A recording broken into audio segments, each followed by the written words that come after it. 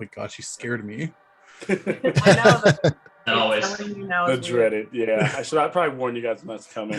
All right, I guess I'm leaving meeting. Bye, guys. Well, this was I fun, don't have everyone. my face on, Malcolm, please.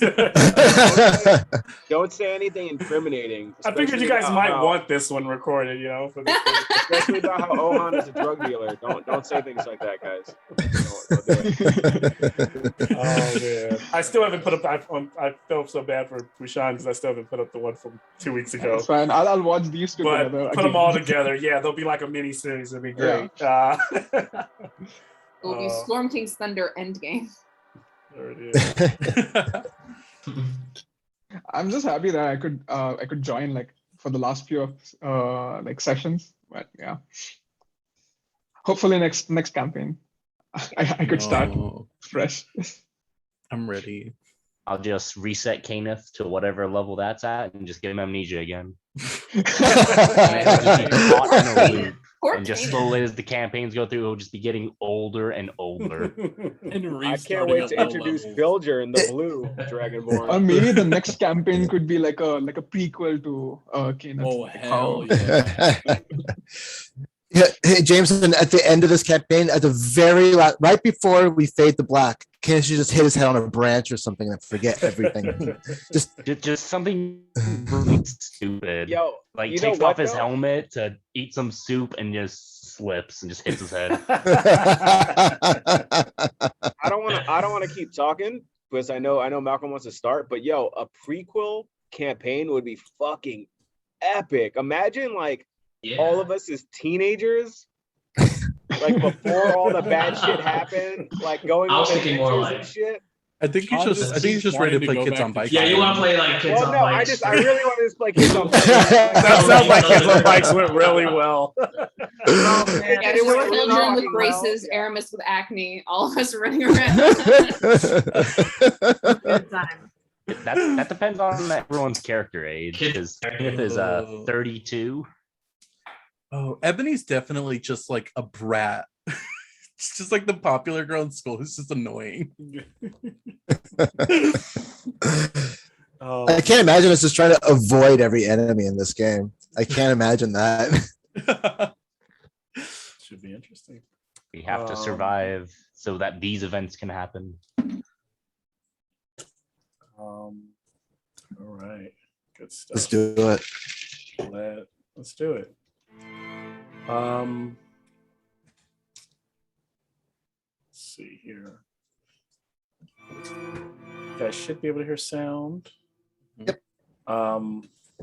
Yeah, it's been a long time coming to this point. Our party has been through quite a bit, and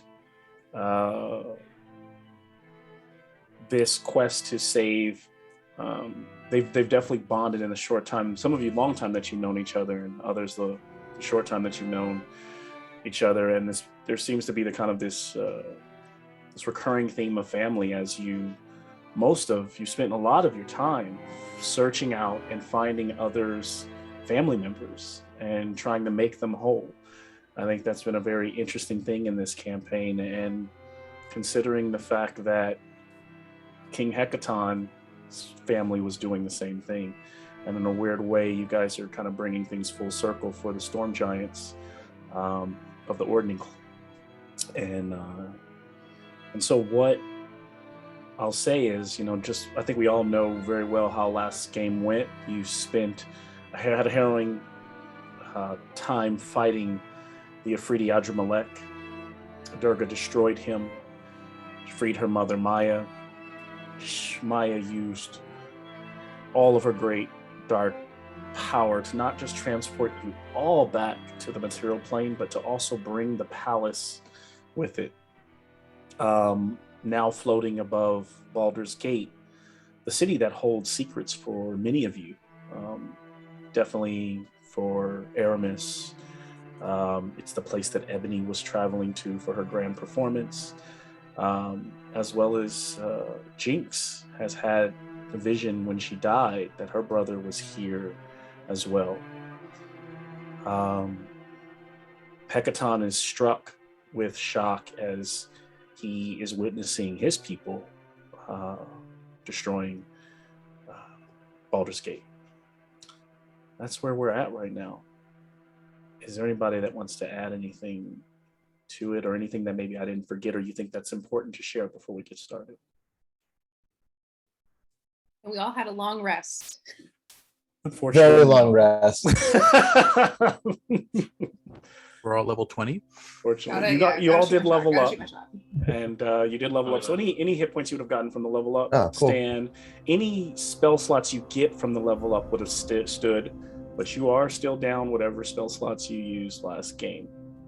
What level should we be? We should be 11 or 10. What are you all now?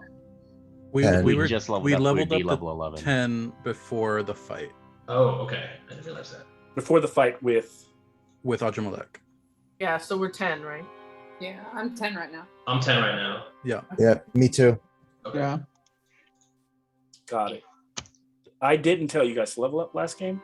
No. Oh, No, I think don't we think so. asked. We begged pretty Yeah. piteously. Yeah, we're I mean, I'll hopeful. do it. Do you want me to do it? I'll do it right now. No, I don't want to, but We'll keep... Yeah, that actually makes sense. I might have been thinking more about that. Yeah, actually, like fight. We won't. No, we went through the thing and you were like, no, there's no way you guys would have gotten enough experience from this one. Yeah, it's yeah. Oh, absolutely. right. Okay. And okay, so yeah, level 10 is where they are. Yeah, they just got to level 10. They've had one fight at level 10, so that's probably why I was thinking that way. Yeah. So we're up here on this palace with Hecaton, right? Yes, with Hecaton. That kind of what you see here. Imagine this is a tower, but this is not really a tower. It's the ledge of the actual palace. Remember the one that you guys climbed the chains to get to? You're now like in that, the garden area, the rocky area, the brass that extends out to that ledge, and you are now floating above Baldur's Gate as pluming black smoke rises from the city below. You can tell that the giants are attacking from the harbor, many of them riding these large enchanted blue whales ships there as well. You can tell that the Baldur's Gate, probably the Flaming Fists, are trying to put up the best fight that they can. It's all you can kind of really make out now. But before we get started, what I'll share is that before we go back to that sequence, what I want us to go back to Baldur's Gate 20 something years ago. Almost imagine that flashing across the screen. And there in a city not under attack, but in a dark time, the fever swept through Baldur's Gate like a wave of death.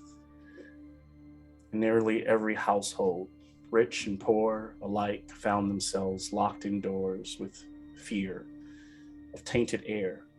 Children and adults both taken to their beds. The orphanage was not spared. 12 children and 2 matrons took ill, Aramis among them. The other children were left to sweat and roil in their little cots. The same gruel and the same tacky tasting water occasionally lifted to their fever-chapped lips. All of them sequestered away into the back hall, unaided. All but Aramis. Against the matron's explicit orders, Azariel snuck into that cramped, poorly ventilated space, a gray-skinned drow with yellowish eyes, white hair.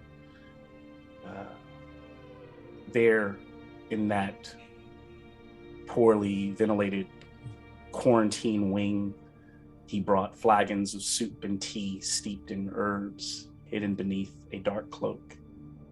And with no energy left, Aramis could only ask with his eyes how Azariel could find the money for such things. But Azariel was there and took care of him. And then as that scene fades, kind of bringing us back. What would read as the present. 3 years from you all leaving the material plane, you find yourself floating above the city. And not to break immersion, but I will thank Cheryl for her awesomely written cold open for today from Aramis's backstory. And there you all stand with King Hecaton watching what is happening. His eyes immediately light up, and a flourish of energy sparkles from the like lightning crackling around him. Thunder rolls through the dark clouds above. You can tell that the storm giants that are attacking have this ability to call down lightning and to almost throw it into the city. It's probably where many of the fires are coming from. But when he does this, he does it as a show of power, causing a large bird that is flying by with a storm giant on his back to pause with humbleness. The bird flies to, and the rock off steps this giant storm giant and kneels before Hecaton. The soldier says, "Sire, you're alive. Sarissa is waging war against the realms of the small folk and has single-handedly put the storm giants back on the top of the ordering. She avenges you and the queen." And Hecaton is not proud. He hangs his head. "This is all my fault. I bred the disdain for the other giants and the small folk, making them my enemies. I must go to Sarissa immediately."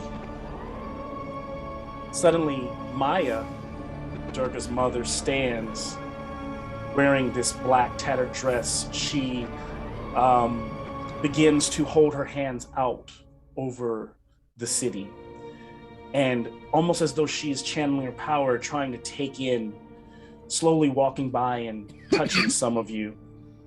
And after a moment, her eyes open and she looks, pointing towards the lower city on the map. She says, "Both Azariel and Virius are somewhere down there." And she points to several kind of monuments that kind of stand out in the general area, about in a 500-foot radius. Azariel, the brother of Aramis, is located somewhere in the vicinity of that tower. Virius is somewhere in the lower city. She points in the vicinity of a church or multiple cathedrals. And then she points to the upper city and glances at Ebony and said, there's a theater there. Your destiny lies where your destiny lies." And at this moment, I will turn it over to the party and let you take over from here. Bruised and beaten from the fight, what do we find you all? What state do we find you all in? Kenneth is definitely extra crispy. Little toasted. So some tans going on here. Ebony could tan, she would. I think Aramis is with Ebony. Whoever Ebony is, just kind of trying to, that fight was so brutal. We stuck together through it. So I think Aramis is still kind of, leaning against her for some stability. And Maya says Azariel is down there, just this look of, not shock or surprise, because he knows this is Baldur's Gate, I think, from first glance, so he knows that Azariel is supposed to be there somewhere, but probably a look of, oh man, here is reality rushing up to meet me all at once. I think Ebony's going to turn to Aramis and be like, is this something you want to deal with first or later? To be completely honest. Or not at all, that's also an option. I do have to deal with it at some point. But I think dealing with it while, death is kind of still on the table is not a good idea. What about you, this destiny? When she said destiny, was it just for Ebony or was it for all of us? It was no, it was to Ebony Okay. specifically. I mean, you've got a destiny waiting. Is that something you want to deal with? I mean, a destiny will wait for me no matter what. If it's meant to be, it's meant to be. Ebony and Aramis look to Jinx. Jinx is almost at the edge, trying to, thinking of, jumping down. Like if I that's think, that's I not- think we've got the top of the list. Okay. I'll look back. Crossroads. What are we doing? What are we doing first? Magnus is just like suspiciously squinty-eyed, looking between Durga and her mom, and like wondering, like trying to insight check like any change in her demeanor. Listening to what Adramalek had said about forgetting his darkness, he's just looking between the mother and her. You want to give me an insight check, Magnus? Fuck yeah. And here over in this area is the lower city, and then up this area is the upper city, and then down in the harbor, for like a weatherman, would be where I love the this major weatherman attack. presentation. Yeah, would be where the major Lightning attack strikes is are going. moving in fast on the lower city, while the upper city currently is. Thank you, Lex. A 22. Nice. And so I think what Magnus finds is that Durga seems fine. Nothing seems to change. Maya is grateful. She is using the last of her power right now to help the group as much as she can, but you can tell that she is quite exhausted and that she is not of any powerful or offensive use, or even supported for that matter at the moment, as she's drained like her spell slots in the last fight. Yeah, but they both seem themselves. I'll hand Maya some rations. I must go to my daughter. King Hekaton leaps onto the rock, this giant bird. Where will you all go? I think considering the fact that we dragged her through all that shit in the plane of fire, I'm gonna help Jinx. Yep. We have destinies to attend to. I thank you. When the time is right, I will thank you properly with the treasures you deserve, but I must save my people and yours. And that huge bird takes off flying and soars down, flying down towards the harbor and kind of shrinking away, disappearing beneath the smoking, burning buildings. I'll turn to the group and kind of just say, well, we found our mothers, I guess now daughters and brothers. Who's first? I might, Durga, since this is your palace now, do you think we might be able to find something in there that could help us out? We left that palace, didn't we? Didn't we bring the palace with us? Came with us. Oh. We are on the palace. You guys are floating on We are the on it. palace. Okay. How Yes. does run palace work? Can you swing us around over to where we need? Suddenly at that moment, as everyone kind of turns back to look at that kind of grand, the bulbous kind of towers that are reaching up, very symmetrical, one at the center. As you're turning, you hear a crash on the upper tower, and as you turn around, there's a huge hole in the top of the tower, and you just barely see the back legs and the tail of Thrax, the red dragon, climbing into and Well, barreling this his is way just- down. Let's go. You just hear like. Well, But I vote we leave that to King Hecaton to deal with after he fixes up with his daughter. I mean, my cousin is really annoying. We just introduced some prime real estate to Baldur's Gate. If you want this giant floating castle, it's yours. You just got to deal with the dragon. Just the castle, not the treasure. The treasure comes with us once you get the palace. We'll give you finder's fee, 10%. I vote we go fight the war and you can take care of the dragon. No, let's go find Jinx's brother. Let's go find How's everyone? Is how's it- everyone doing? Do we need? Do Yeah. you want to take a little breather, or we don't have much time here? I'm tired as hell. I I would say we sit yeah. Instead of jumping headfirst for- into this, for an hour and see if King Hecaton's power Dude, I of got words can kind of Singed find his feathers. daughter, kind of calm down Yeah. this war that's going on, so we're not riding into the thick of things. Just kind of see if he can flex his authority, calm this war as he set off to do, or hopefully So- we don't find King Hecaton in another black crystal floating. We're gonna have to bust him out of that one. Yeah, I think that we're all probably heaving. I'm really low on HP. I have no spell slots, which is fine, but I have nothing to use here, but definitely really low on HP. Mhm. What items do you guys have?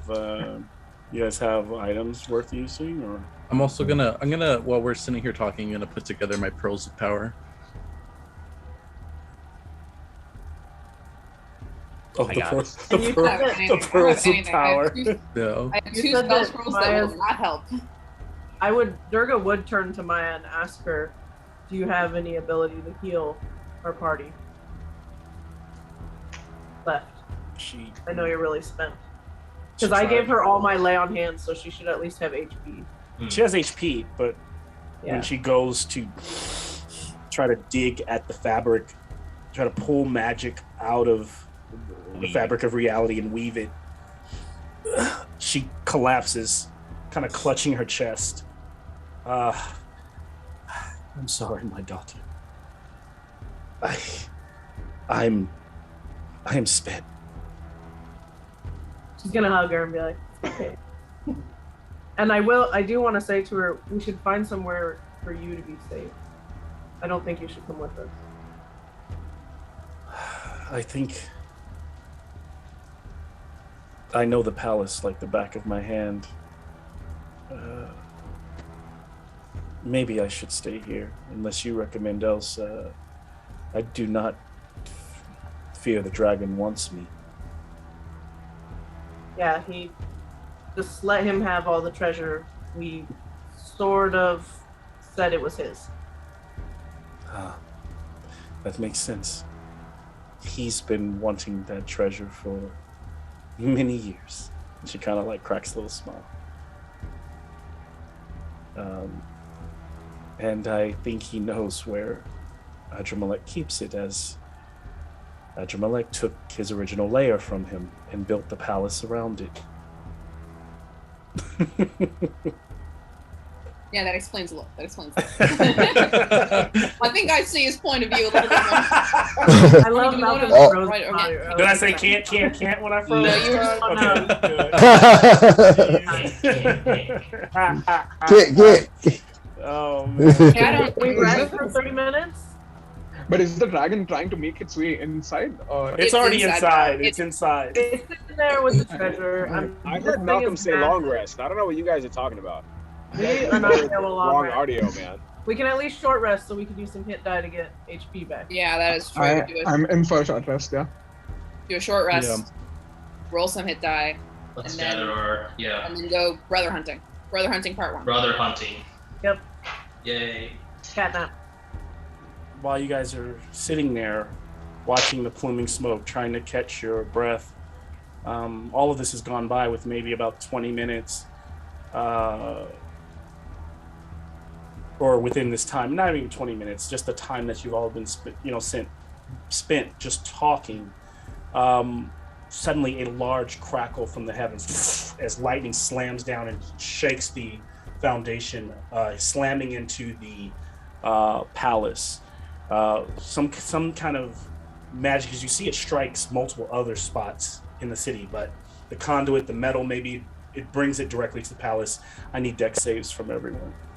Oh god, I didn't grab my dice. Oh, they're in my box. Thank God I never took them out. Great, could have been better. Dirty 20. What are we rolling? Sorry. Deck saves. Save. Okay, you still. I didn't. Well, yeah, you would have it anyways, but you have +3 if you're next. So Magnus probably, but I don't know who else would be next.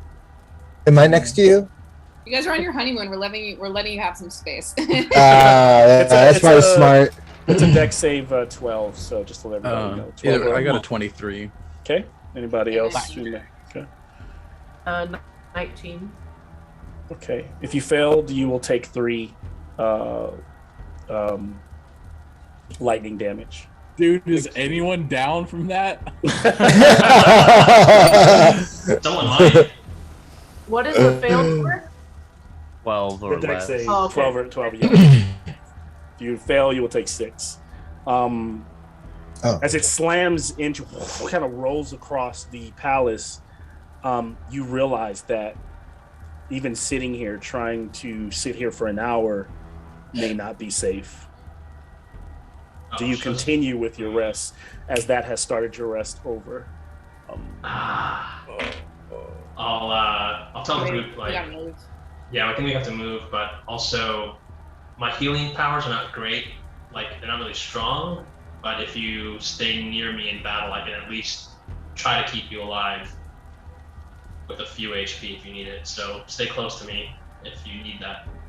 And I mean, not to be the coward of the group, but I will be the coward of the group. If we need to run away from things, we could totally just like bail on anything. Also, if we can find a place to rest, I can also give everyone an extra D8 on top of whatever hit rolls or hit dice they roll. Should we There's move? one blaring question. How are we getting down from here? Those chains are no longer attached to the ground. And did we I all no take longer 3 have even full. if we pass that save? Yes, Yeah, you still then- take 3. Gotcha. Oh, we still take 3. Oh, okay. Oops. Yeah. Alright. I'm at 69 health.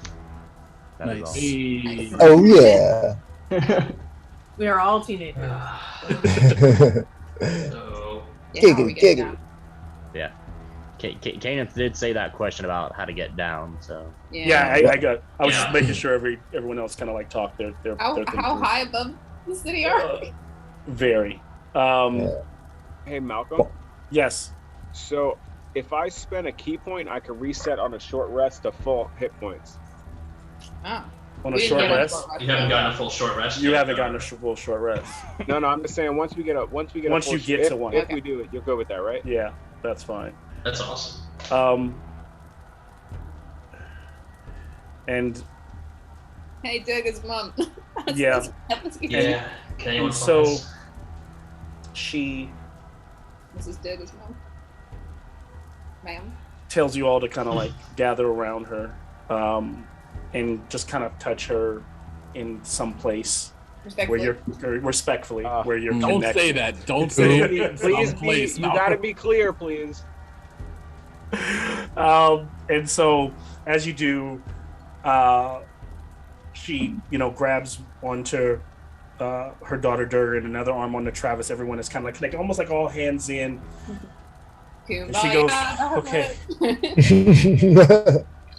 try this. And she says, I just hope I can get you low enough to the ground where you don't fall to your deaths. Me too. And crash to black. And as she kind of bounces down and uses her magic, she's like, I'm gonna need. She pretty much says she needs like your input, all of you to concentrate with her. As I'd like a wisdom. I'll say a wisdom save from everyone. Ooh, I feel like everyone's now within 10 feet of me. They are. Natural 20 Nice. with So plus you- 0. 16 Wow, plus I rolled a natural 5 22. plus All right. That's awesome. I rolled a 16. 14. Nice. So 27 19. with the natural 20. Wow. Wow. Very cool. 14. You know, I like guess. Aramis and I were holding hands. Very wise. The natural 20 together. I get +3 from Durga, right? Yeah, we're all Yeah. close now. Do we get the Everybody plus does. Yeah, so add 3. Yeah. three? So you all begin to glow like a dark purplish energy, and you all become like the silhouette of yourself, and with an aura around you. And then you feel her like move, and it seems like you almost feel like you're being flung into the ether, into the atmosphere, the nebula. And you see her, as you look back, Durga, you see her kind of hands outstretched as you fly away from her. And then suddenly, one by one, you all begin to appear, dropping down 3 or 4 feet off the ground into a desolate intersection, open street where there are crumpled wagons.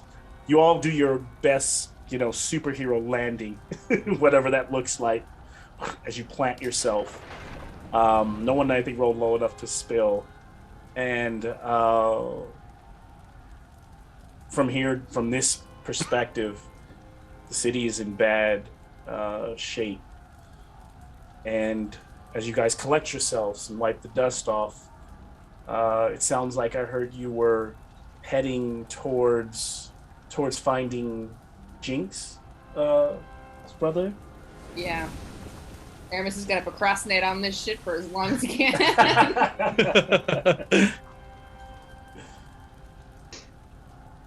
Also, I'm just sitting here thinking, because I had it in the back of my head that Aramis has been using a fake accent this entire time. When does he finally drop it? And it's like Just, by the way, no one be mad, please. I have been using a fake accent this entire time. Don't worry about it. Ebony pulls out her rapier wetness. I can't wait to hear Aramis's real accent, though. Yeah. Well, yeah, I also think it's going to be a problem. for me to not use it. And Ebony's like, I've Sounds like actually also zero. been using a fake accent.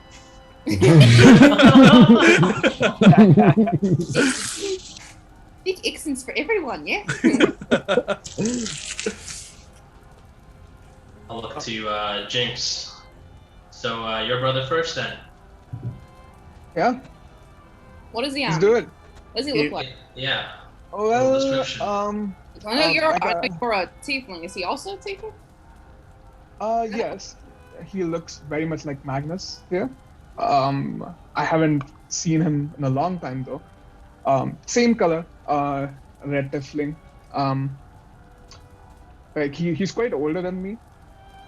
So how old is Jinx, roughly? I'd say 20 Okay. in good job. human years. Yeah. Very young. Wait, am I your brother? And suddenly it is revealed. I don't- No, I'm saying no. I don't think so. My brother, he lies a lot. So I don't think you lie a lot. But you love him. I mean, definitely you love him, especially you, Aramis. You're very much like him. You I would remind be me of him. flattered by that comparison. I choose to be flattered by it. He sounds like a good guy. It's actually Yeah. Well, he took care of me. He has protected me. And as I remember that when I woke up, I saw Aramis's face. So that's why I kind of think that you'll love him. He's a nice guy. And this is, I take it, this is all conversations happening as they make their way. Can I get survival checks, I guess, from everyone to navigate the streets, the lower streets towards the church area that Maya spoke of? Do I get advantage because this is Aramis's hometown? Yes, absolutely. Wait, are we shortlisting? Wait, is Aramis a ranger? Are you trying to short rest again now that you're on the I think- ground? think we're just walking Yeah. still, right? Or are we trying to I feel like Yeah. we're trying to find somewhere. find a spot to rest? That one makes sense. Canis has no clue where he's at. Yeah, where is That's true. We're going to with her 3. 16. Okay. 17.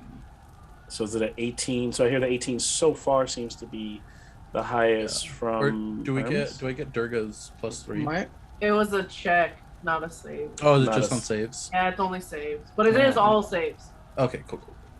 my dice rolled a 20 and then rolled back to 8. Don't you? Oh. I so hate when that happens. So as you guys are navigating, Aramis begins to kind of take the lead. He seems to know, and when he listened to Maya say that church, he's like, I know exactly. There's this, Church of Lathander here that everyone goes to, that is typically feeding the sick and feeding the poor and taking care of the sick, and often doing a lot of missionary work. So she has a feeling that that's the direction. This neighborhood is mostly built on a crescent, like steeply sloping neighborhoods, all kind of stacked on top of each other. The lower city is definitely a little grimier. It's a little realer than you can tell. This is where lower class people in the city live. Aramis knows all too well this is where a lot of the cutthroats hang. Aramis specifically, since you scored very high on that, I need a perception. What's your nat perception or your passive perception? Not very good because that's a wisdom score. It's a 14. So why don't you give me a perception check?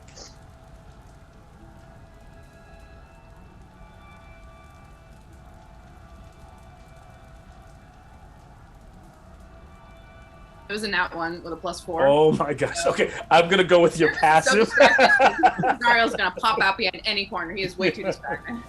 Kenneth is paranoid and has that 22 passive perception. Yep. And I think that even though he has that, he is, because of his survival check, he is distracted by his surroundings, by the fire, by the people. Maybe even it's giving him flashbacks to the war and to the day. Yeah.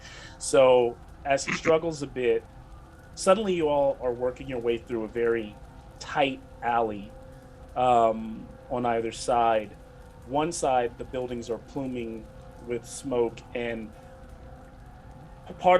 in the background, both buildings on either side have mostly collapsed from the fires, and there's just like that dark or that white smoke left over from the fire burn off.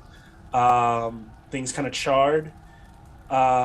Inside some of the rubble, you hear people like moaning in pain. You hear a woman crying from one of the houses. Ahead, you can continue up, but because of Aramis checking where you all are at, right when you get into the middle of the alley, a couple of that's when Aramis noticed a shifty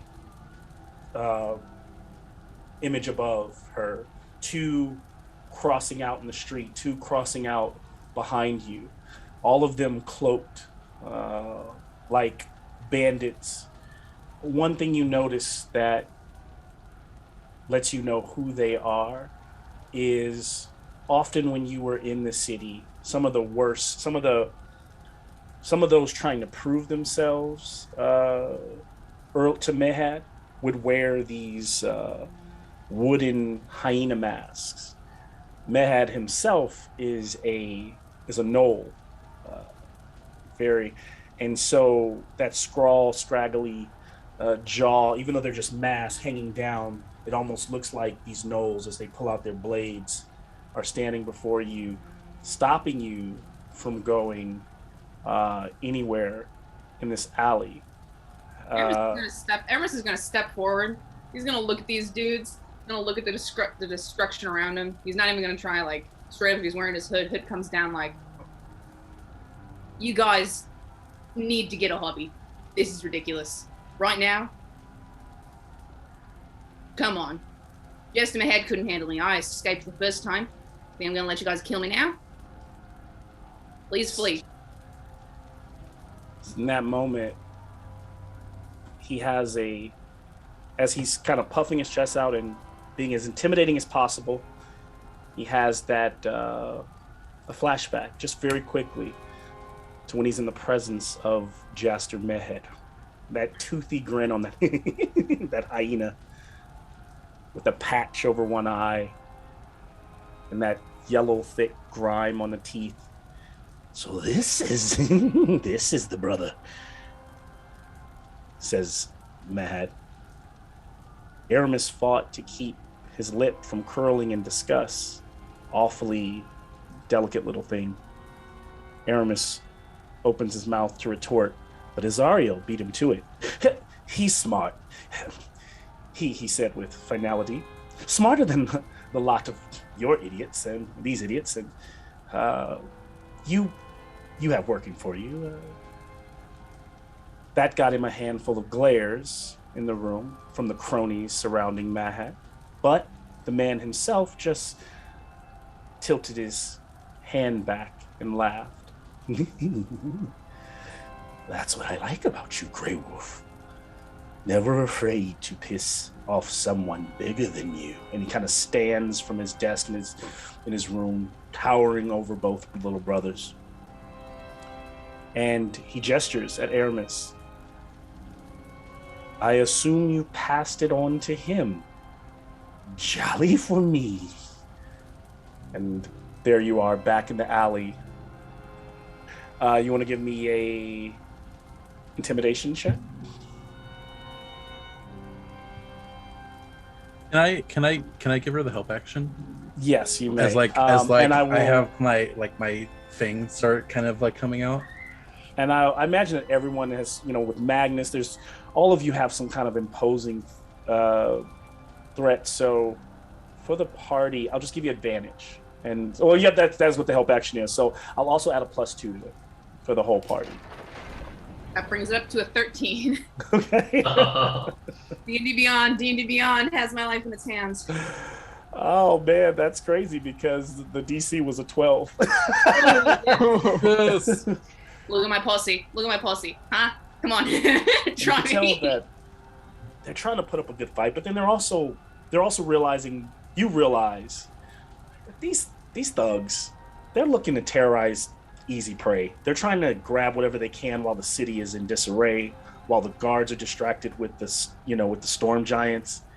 And after looking over you all, giving a deep, it might not be worth it. Even though you look a little worn, they start to realize maybe they don't have what it takes.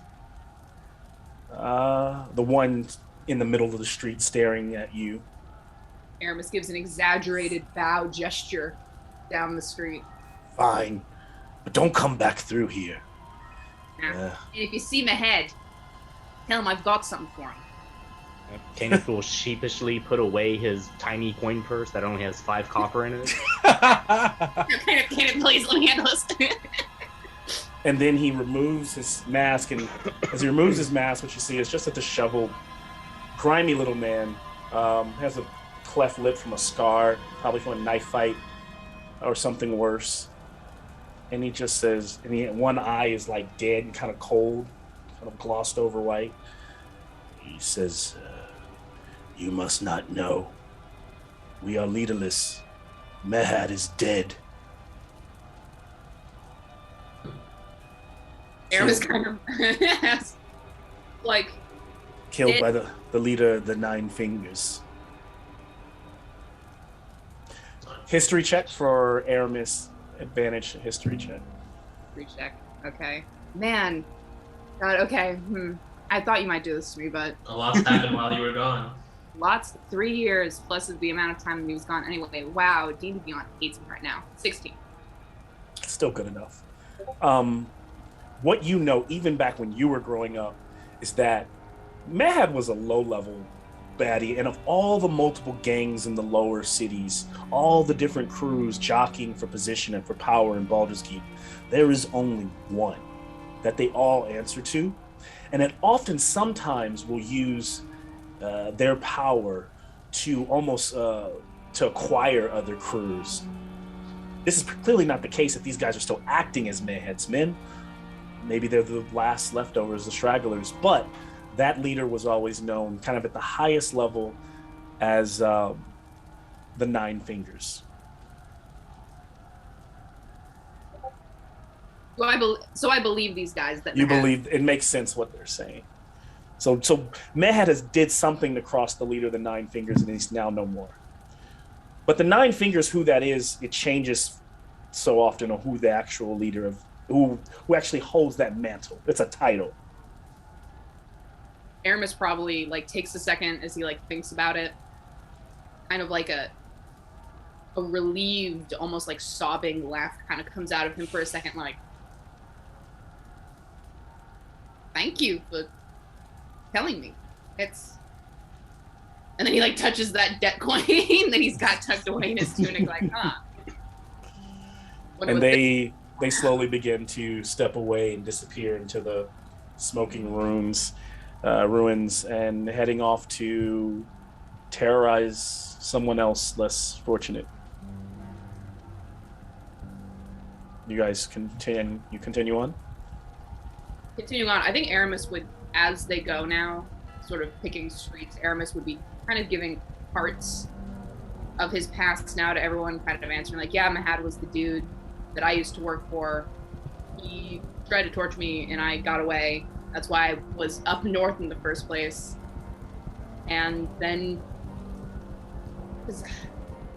thinking about Azariel being happy in Baldur's Gate, like the Oracle said, where that falls on the timeline is probably forefront of Aramis's mind right now.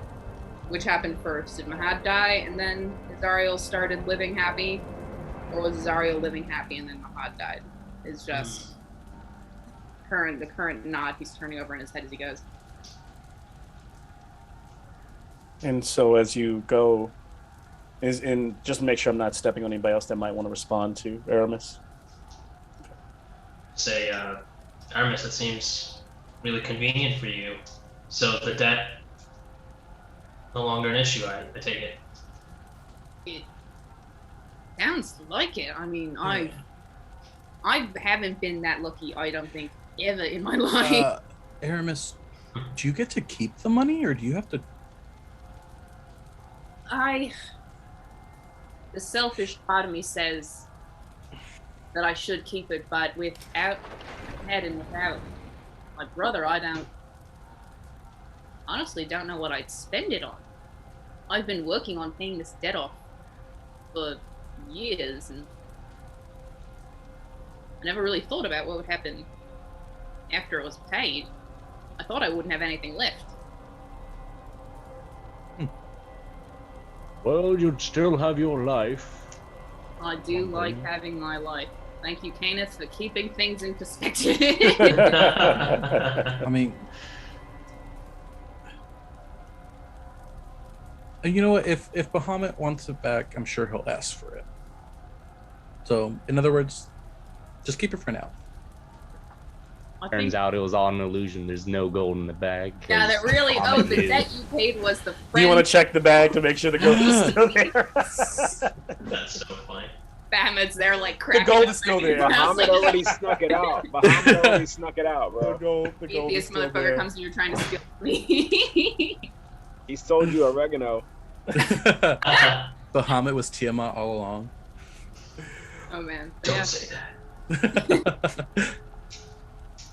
And so, as you continue to make your way through the streets, you finally come to an opening where there is a chapel ahead of you, about 100 feet as the alleyway opens up, and an opening amongst other stacked, very closely quartered buildings. The roof is not on fire, but it's been damaged, probably from like a rock or some large boulder thrown by a giant. Off to one side, you see a giant has collapsed into a small house and broken it, like it's kind of laying on the second floor, and there's a huge ballista rod in his back. And you see tons of people and priests of Lathander wearing their white soiled robes and gold, with golden embroidery, trying to, one at a time, trying to usher the people into the church out, probably for safety. Can I get a perception check from everyone here? And I know you have your. I still want a perception check from everyone. Kenneth, what I'll do since yours is so high, I'll also give you advantage, and I'll give Aramis advantage. Perception, you say? Perception. Yes. You'll roll pretty high on this one. Try to roll it. 15.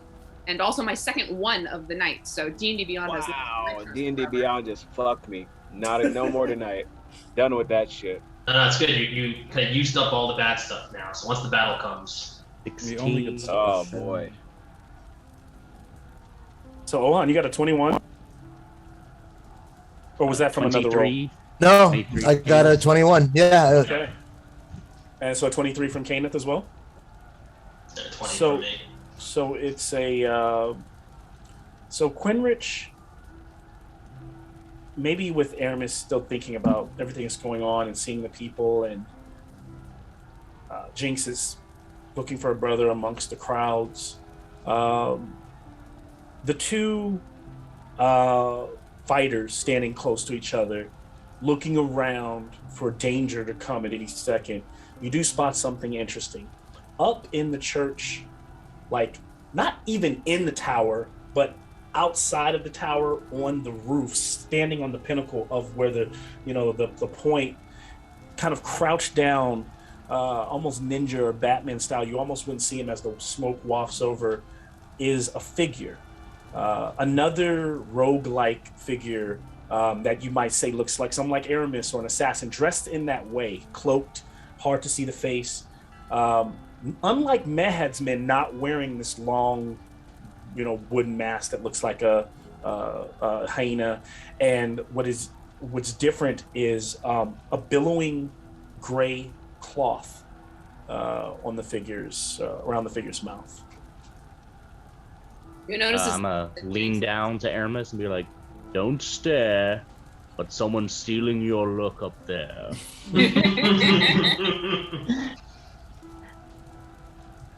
Aramis looks and Aramis sees that gray scarf and he knows who it is.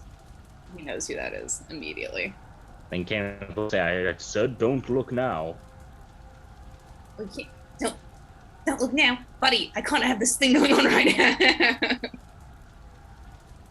Yeah, Aramis will trying maybe to at least appease Kenneth, kind of try and make it look subtle, try and watch the tops of the buildings. But yeah, as soon as he sees that figure and he sees the scarf, he can't not look away. So you see Aramis is just staring up towards the tower. Everyone notices, I think at this moment, everyone is like realizes that something's up there. And you all see the figure, and then it shifts, almost like walking thing, like stands along the ledge and kind of walks around the other side. It's still up there. It doesn't look like it leaps away, but it looks like it kind of slinks into the shadows, or like goes around the other side of the tower, maybe standing on the other side now. Aramis is facing another direction. Aramis is going. Aramis is going to try, and I don't know if he can get up to the top of the roof on his own. Acrobatics check for Aramis. I'll rush as well. I'm going with. Just Jinx is gonna like bolt. Bolt. Behind. So I need an acrobatics Behind check that, from. Can we help Aramis? You guys, are you guys all? You.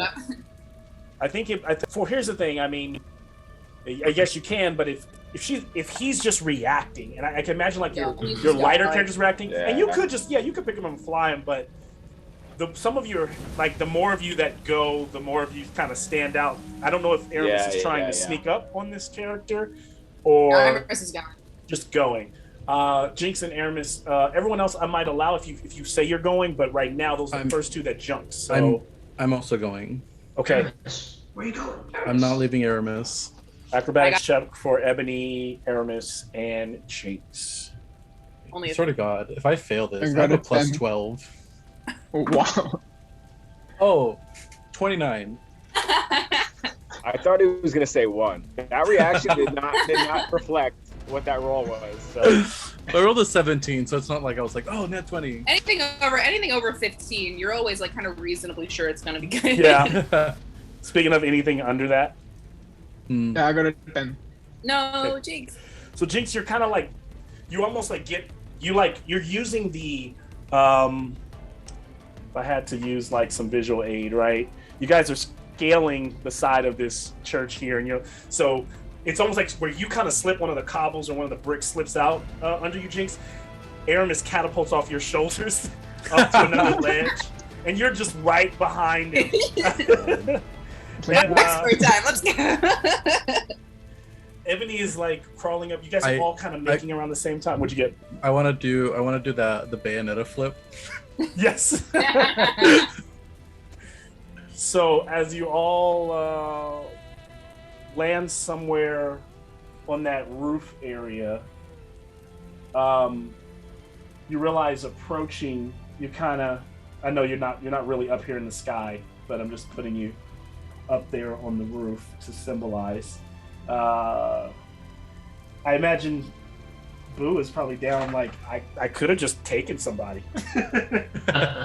Yeah, I mean, wherever you got to go, I could just fly you there. Like, it's pretty easy for me. I got these wings, man.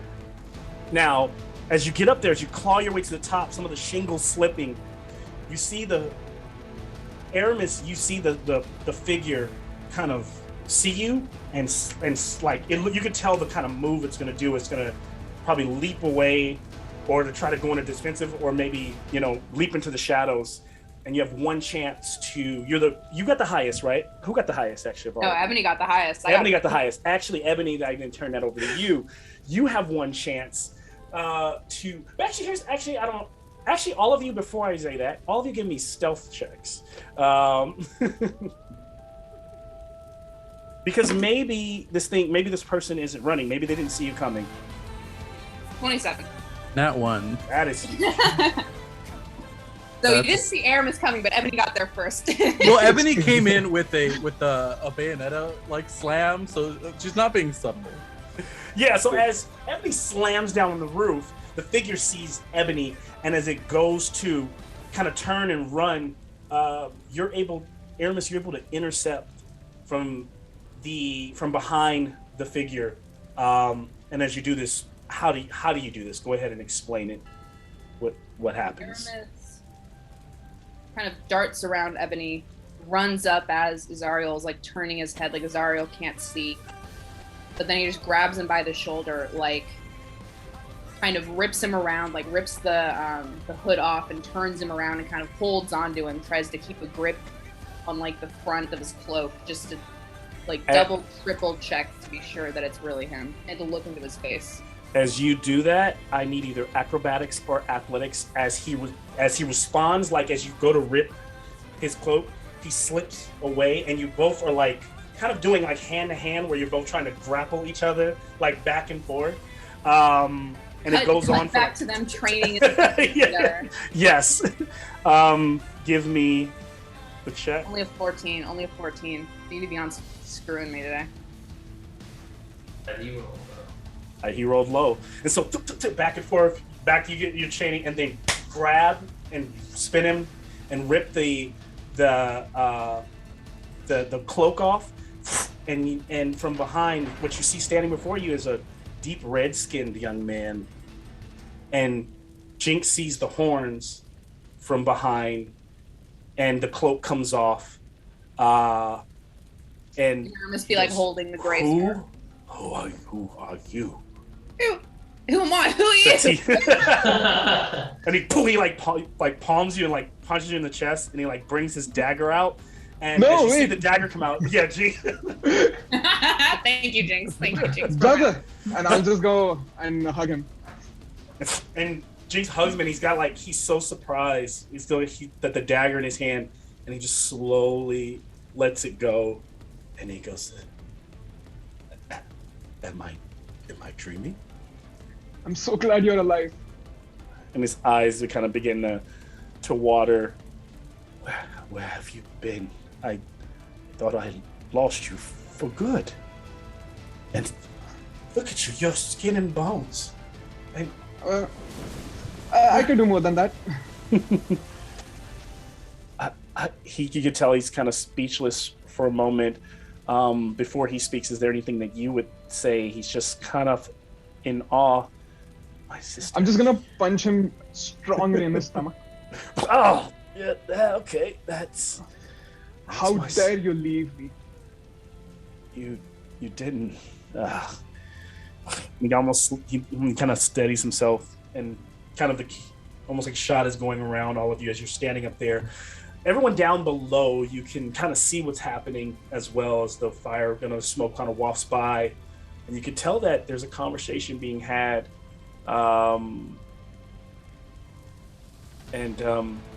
He just says, "I'm sorry I left you. I was kidnapped by a crew. It is a long story, but it was a case of mistaken identity. When the poor blokes realized I was a nobody and that they weren't going to make any money off of me, they almost killed me.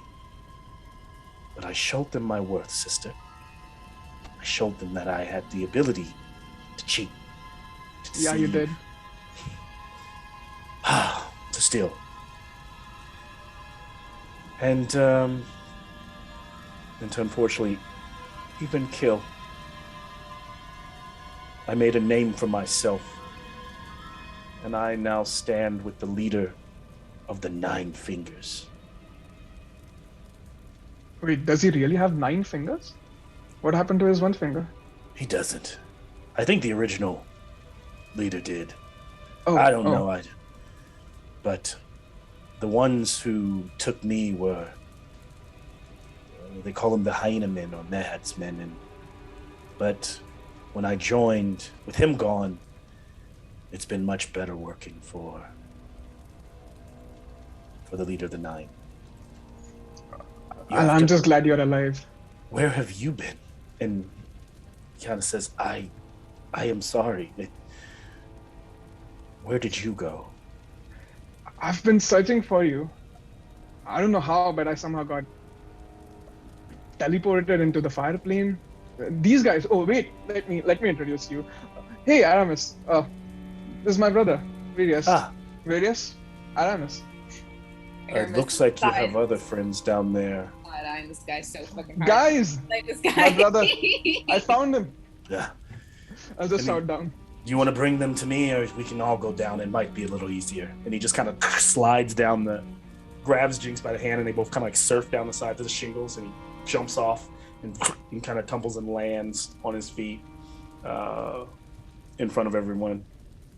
Are you the other? Did you all keep my sister safe? She did die, but she was promptly brought back. My mom brought her back.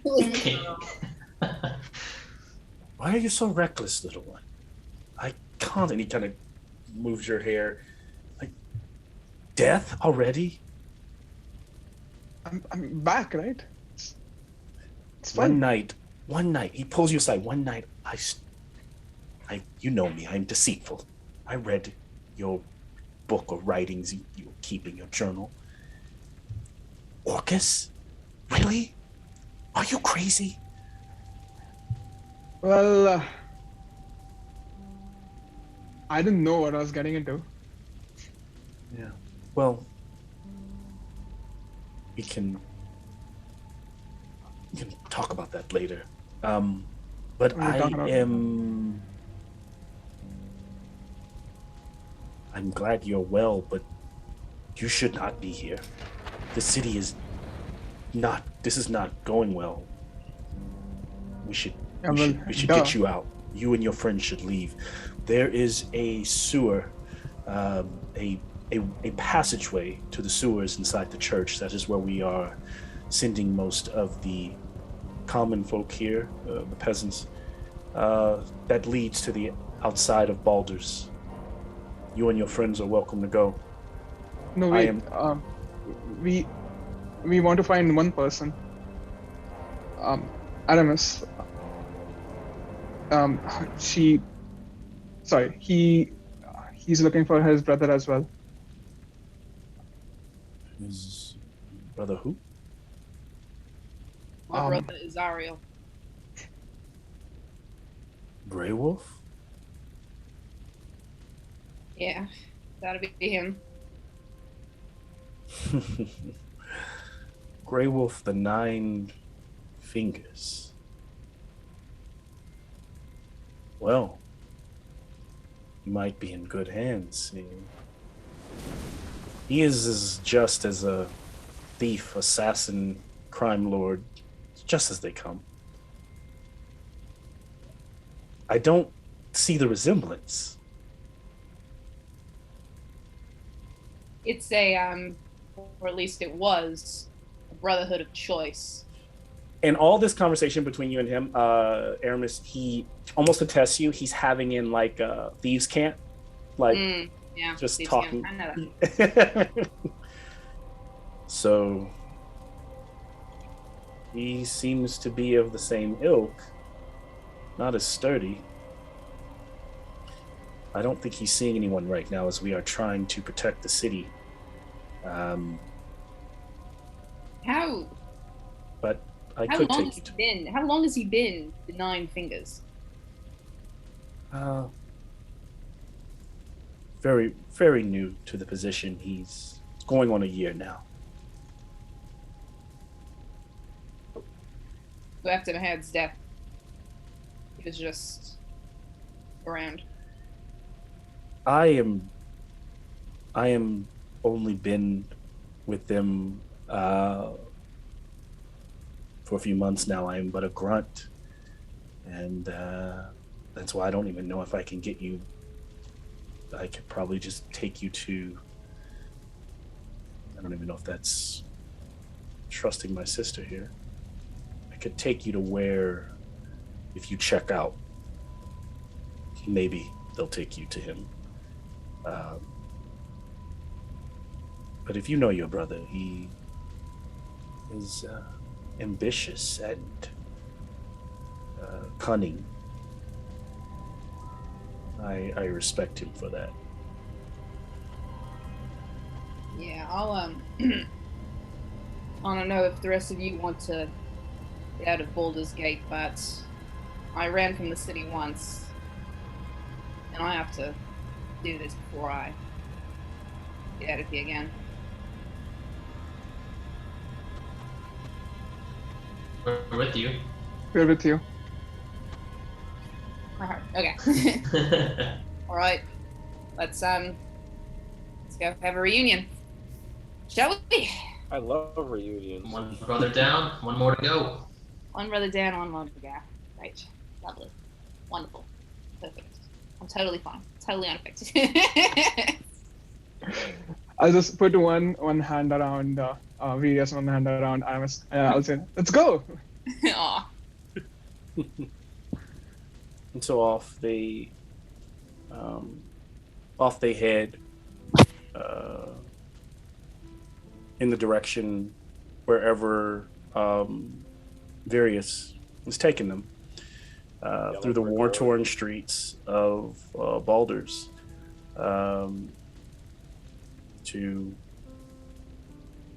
for Aramis to be reunited with his brother. I'm gonna take a quick 5-minute break there, and you guys can kind of chat amongst each other. We'll come back. Malcolm, you are killing me. You are killing me with the short story. Why did I ever send that to you? Did you write that early on, or was that recent? It was. I've been kind of working on it. I write in chunks anyway, so it's not really complete. It's not really finished, but it's just major scenes. And I've been kind of working on it since we started working backstory stuff in. Since I was like, oh, we can have backstories in this game. Cool. Very cool. Because I made the character like ages ago for a different campaign, and a friend of mine was going to play Zariel. We were going to be just players together. So it was already part of the orphans growing up in Baldur's Gate. It was already part of the backstory. But then I decided to hand NPC powers over to Malcolm. Awesome. To my fear and growing just fear. I love it. How much do you have written? Let me check. I haven't actually looked at it in a while. I sent it to Malcolm and then just completely forgot about it. I meant to work more on it. That's awesome. my Bad Batch fan fiction got in the way. At least you didn't build him That's a good. literal psionic nuke that he can use. Yeah, you know, at least it's not really nuclear. Aramis was always kind of a small beans sort of stakes kind of situation. Let me see. Love it. Word count. My computer's like so hot to the touch right now. I have so many tabs open. Okay. It's only like 3,000 words long. It's like 7 pages. I say only because I've written fan fiction that is much longer for much less incentive than this. That's great. Yeah, I don't know how much more Malcolm wants to Cool grow from that. so I'm not going to share it yet, but once the session is over and Aramis's cycle is completed, I can share it in the Discord. Cool. Very cool. Oh yeah, as soon as he said that first line about like, oh, the fever swept through the city, I was like, Malcolm, I know that line. I know that I wrote that.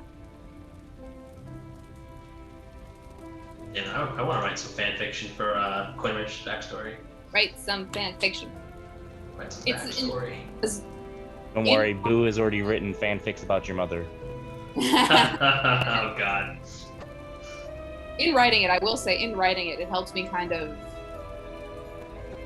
like not explore, but kind of nail down what the vibe of the relationship was, because it really was like Aramis loves Azariel, but Azariel always kind of had that upper hand. You know, he was always the one that was smarter, more powerful. He had the, you know, he was the one that was kind of, Aramis was just following him, you know, kind of from spot to spot.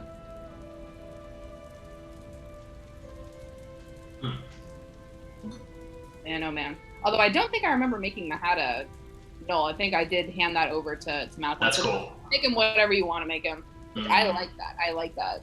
The idea of the hyena mask. That is cool. I will steal that. Oh, that wasn't your. That's cool. I like that idea too. Okay, that was not me. I think I just had he has gross teeth and is kind of generally creepy towards Aramis whenever they talk. Oh, he's British. He is British. British. Which you know, that just means he's evil, right? It's like Star Wars. If you're British, you're No, if he's Cockney, he's evil. right. Brother. My brother Azariel. No, I've been roaming the pubs lately and recruited quite a little crew going on for me. Nice. Beautiful. Yeah. It's a attacker. Oh no. Yeah, Malcolm baited me so hard with that gray scarf. I was so sure it was gonna be Azariel. Yeah, that's what I thought. God, I hate that this is being recorded because I'm about to bust out this giant ass beer that my brother got me. Oh, I forgot we're being recorded. Here, show the label so that Malcolm has to blur it when he puts it. So, I feel like the best accent I can do is the American accent, because it's not how I used to speak. Which American accent? Which of The one I'm currently using. Ah. Yeah. I was born in England and lived there for 6 years. What? Oh wow. I never would have guessed from your accent. Yeah. Yeah, because I was made fun of a lot in elementary school for sounding funny when I spoke. Kids are cool. oh, that's rude. Yeah. Oh, kids. Oh, children. Well, at least I'm slightly decent at accents now. Right, so joke's on all of you. I have the upper hand now. Yeah. I can better DM different NPCs all of them. Oh yeah, that's one thing I was good at when it came to DMing was just random voices for random characters. DMing without Zoom was my incentive to learn how to do voices, because when you're on Discord and you're trying to have like multiple NPCs involved in like just one scene, it's so much easier to just give each NPC a different accent and just switch without having to say like, oh, and then so-and-so says blah, blah, blah. You can always tell by the voice. Mm-hmm. I can barely do accents, but even if I do, I can't keep it consistent. So it's like, Yeah, I have that problem. I'll just lose it. I have the problem is specifically with Russian accents. I can start them, but like two sentences in, it just flatlines. You are just too weak for the Soviet accent. I am weak. You are cursed with glassness. It is simple. You need to roll your R's just a little bit and really Roll the enunciate Rs. certain words to sound a certain way. Yes. Sound a certain Then way. once you have just the basic sounds down, Okay. you just continue. Here's the thing. My tongue just decides to stop. Like, I know the mechanics for the voice, for the accent, but my tongue is just like, excuse me? You want me to do what? Whenever I start trying to do any of like the Celtic, you know, like if I try and do Scottish, if I try and do whatever Irish, I know it's not Celtic technically, but anything north of London it ends up becoming Minnesota, like after like a sentence. Bro, you guys are killing every single one of them though. I get halfway through a beer and I sound like I fell out of Goodfellas. There's no way I can accent anything. It doesn't. I speak two ways, semi-proper and not proper at all. It's horrible. I mean, Also, the Star Irish has a is lot the of same way. Russian accent. Like, a good thing to know with the Irish is pretty much you don't separate your teeth when you're speaking. You just kind of keep your Wow. jaw clenched. And that's I'm not sure how I really say you that. do it. We You just give need to me do like a an. sentence, and I'm going to end up talking like I'm from Minnesota. Yeah, that's what happens when you release your teeth, is you start sounding like you're from Minnesota. Minnesota. Hey, Minnesota. What's wrong with Minnesota? God, Not I nothing can't- to do with I- the Minnesota accent, eh? I can't for the life of me. I've tried desperately and I can't do one. What was Midwestern the show with accents the are- mom that sounded like that? Oh, Don't you know? What the fuck was that? It was like a cartoon, right? Shit. Hey James, Damn it. can you do an Bobby's World. Bobby's World, yes. Fargo. Howie Mandel. That's right. It had to be the other old dude to know it. Which accent, Pushan, were you asking? Oh yeah, I was saying, can you do an Indian accent? Oh, it. Okay. I mean, I can I do an can't. Indian accent, but like with most accents, everything that- Oh, sounds that's pretty authentic. good. Yeah, That's pretty good. that's pretty good. Unfortunately, accents are based on stereotypes, Yeah. but so it's good for telling jokes. Just with Indian, I found you speak very quickly sometimes, but you really enunciate some things. Yeah. And the many scam calls I have received help a lot with learning how to do Indian. Immersive practice. And Aw, it's talk about always good to stereotypes. talk with scam Yeah. callers because normally the reason why they're scam calling you is not because they want to do it, it's mainly so they can learn English Hmm. by being exposed to more English speakers. So just English talk with speakers them, yelling at them for trying to scam them. pretty much. Yo, Like, hold up. I don't I don't even pick up the phone for scam callers. I just I like, don't. I don't even hear the voice on the Well, other I end. never- It's I like, never- I never actually get a scam call. It's always a voicemail. So it's Yeah. just like I'm press all for 9 scam. now to Oh, renew the your blah blah blah blah blah now blah. lady. Yes, I hate her. I hate her specifically. I want to find out who she is. Dude, now I just get text messages. It's just like nonstop fire hose. What's the word? I get. What the hell's her name? I get Charlotte. Charlotte. She wants to. She Oh, wants to Charlotte. like. She wants me to to. I don't know, something about a federal loan forgiveness, and I'm like, dude, I don't got no damn school loans, bro. What the fuck you calling me for every day? What's her name? Brianna. Brianna's always trying to get me about my mortgage. I'm like, what Oh my mortgage? god! What mortgage? That's wild. One more time, calling you about. Oh my gosh. Y'all actually get people that are like different. For me, it's literally always the same lady who's like, press 9 now. I've gotten the press 9 lady a lot. She leaves me alone. Oh, That's that's so all funny. I get. That's I'm, all I I'm get. probably gonna get the press 9 now lady The only like people- tomorrow. People who ever call my phone are my mother and grandmother, and they are in my contacts list. Anything that doesn't show up, mother or grandma, doesn't I get don't it. even. Yep, you don't even get Yep. answers. I don't even. Yeah. That's how I am. Go to voice. You guys have it good, I man. don't answer my phone for work people ever. Break the fucking voicemail. Don will do it. Emails only, 100%. man. Email me. Emails I- only. Mhm. Yeah. If it's Email. important, email.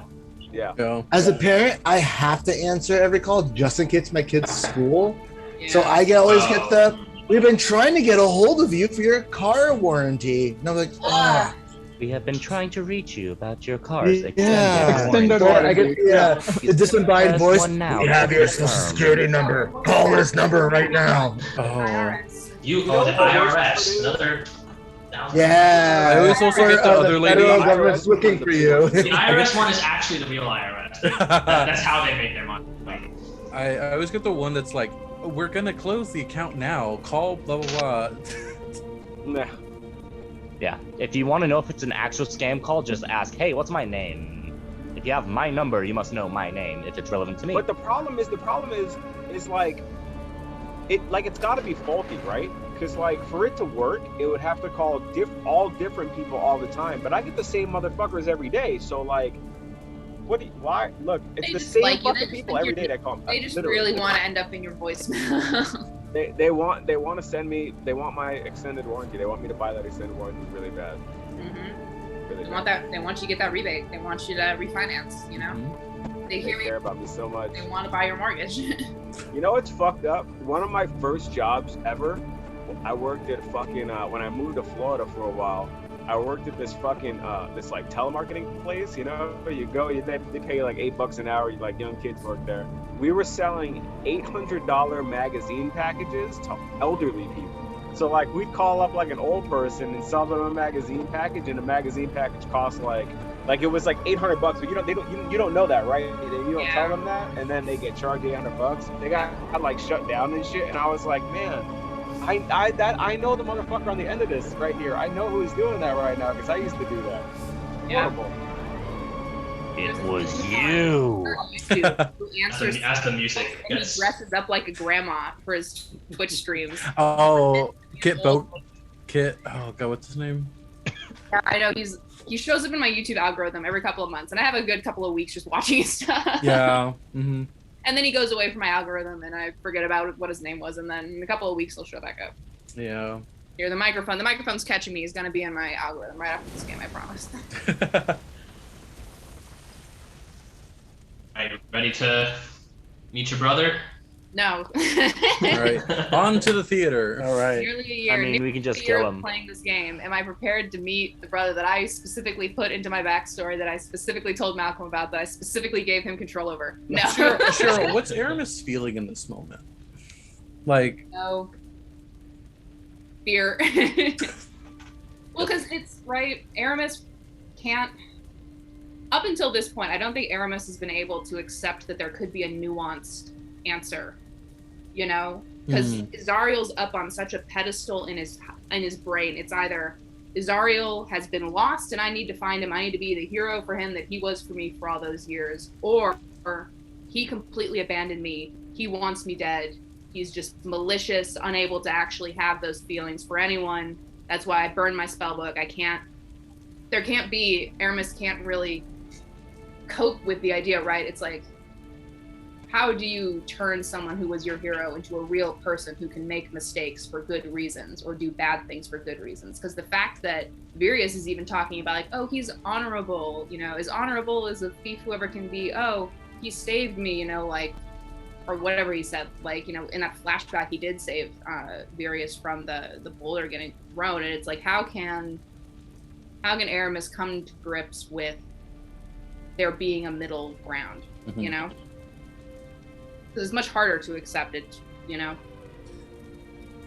It would be, ironically, it would be easier for Azariel to just be evil for Aramis. But if he's not, just a total piece of shit. Malcolm, don't listen. Malcolm, don't listen to this. You just gotta show up and be like, hey, here's your 9 fingers, here's your 10th. And 11's for the road. I didn't know Kenneth knew cutting words. Learned it from watching Evan. Hey, he's got some solid charisma. I don't even know cutting words. Yeah. It's like, where'd you learn that, Kenneth? With all of this. Yeah, one of these days to play an actual smart character, just because. Yeah, I normally think too much, and it's like, no, character's too dumb. Yeah. You wouldn't know that. That's what's fun about the high intelligence is you can actually say, yeah, no, my character's thinking thoughts. My character's having opinions. I mean, Kenneth is not dumb. But He's sitting at a 14 intelligence, so okay, that's not bad. that's stupid. All right, so we'll go ahead and jump back in. Oh boy. As you all are walking through the streets, Virius asks his sister, so how long have you known this group? Are they trustworthy? Yeah, they have kept me alive. I would say yes, definitely trustworthy. I am glad that they have done that for you. Most of them are just like me, searching to complete their family. That's good. But just remember, I am your true family. No need to get jealous. It's okay. I'm not jealous. I just want to survive this day. And you all walk into like a town little square, and all the buildings are kind of quiet, 2 stories around. There's multiple pathways leading off into the city. And then he just whispers. He looks at you and he whispers, "Now." And there's a and every one of you a dart lands in your neck. And he goes, "It's okay. It's okay. You're gonna be okay." What is it then? And all of you start to get groggy, and he's only looking at you, Jinx, as everyone starts to What are collapse. you doing? It's for your own good. Just This is not for my good. trust me. And you fade to black. When you all awake, you are in a dusty, shoddy room, and you are all tied up. As Ebony starts to look around the room, she realizes, and you all start to recognize, you are in a theater. Not too grand, but you're all sitting on the stage. Where there would be spotlights above you, there now are just holes in the ceilings, ripped from, there's the place is disheveled. The rows and rows of seats have been mostly smashed with the attack, and a little poster flutters by that Ebony shared earlier. Looks like it's old and aged, like it was tore from being pinned to one of the walls. This is the entryway, and all of you tied and seated. Now, Jinx, as you awake, you are being held. It's okay. You're with your brother, surrounded by several other roguish characters, mysterious figures, and there's also there's a hole in the ceiling in the rafters that casts a glow down on them as well. As you regain your consciousness, anyone can speak here, but I don't know if Jinx says anything first. The fuck are you doing, Virus? Am I tied? No, you're not tied. Listen, stop. Listen. He actually has your hands tied, but you're not tied up in a rope. Okay. Listen. And I've made a deal for you. These people are wanted by the Storm Giants. I had to. We turned them over. I made a deal with them. Me. It wasn't the Nine Fingers leader. Just me. And I'm going to be a hero. No, you aren't. This is wrong. Where are they? And I'm just kind of frantically look around. And then you can see them, and he brings in his muscle to kind of try to contain you. Stop. And he goes, "I really thank you all for keeping my sister safe. But we have to protect our city and our turf. Hopefully you understand this." What are any of you saying or doing? I'm just gonna, cast thaumaturgy. Okay. And like this would be like an instinct rather than conscious thinking. I'll just like make my eyes complete black and other side. Release me right now. Release my friends. And so they all step away. The other guys jump away, and I don't know if the brother knows this of you, but he goes, "What devilish magic is this? And what I'll just have they done to you?" I'll start charging Eldritch Blast, just in case I can. All right, go ahead and cast it. Where will you cast it towards? I'm gonna cast it towards Vias. So you fire it towards Virius? Yeah, just to like knock go him ahead out. and make the attack. 20. As you're casting it, strikes him dead in the chest, blowing him back like behind a bar. He gets thrown back behind the bar. And as you blast him, the rest of the figures around you just start kind of go, and you, for a minute, you feel like it's just, it's you. And then when you turn slowly, this female figure in a large kind of fur cape, kind of her head smashes into the top of the doorway, breaking some of it around her. And she lifts up and stands, good 8 feet tall. Look at you and your little parlor tricks. Finally, I have you all in one place. You've made such a fool of me in front of the Queen. Thank you, Various. Thank you. The Storm Giants will be very grateful. And so Limerith stands before you. I'm gonna miss to step next to Aramis if I can before you say roll initiative. Aramis is let me try to get some better view of what's going on here. Aramis is thinking, if Aramis is awake, Aramis is thinking to himself, oh, okay, at least it's not my brother yet. I can still postpone that. I love it. He's like, anything but that. He's like, oh, okay, it's only you. Sure, that's fine. Aramis, I think this is a bigger problem than that. Kenneth is confused because he does not know this lady or what plans she had. No, I know it's in my notes. I hate that I She's the ancient blue dragon, right? Yeah. She's the one who caused I know who she is based on all the backstory Malcolm has given. I'm just saying Kenneth is just like, oh, I thought we knew. What did I do to piss you off? I thought we knew. I thought we got told that by... I thought we got told that too. I think Hekaton told us.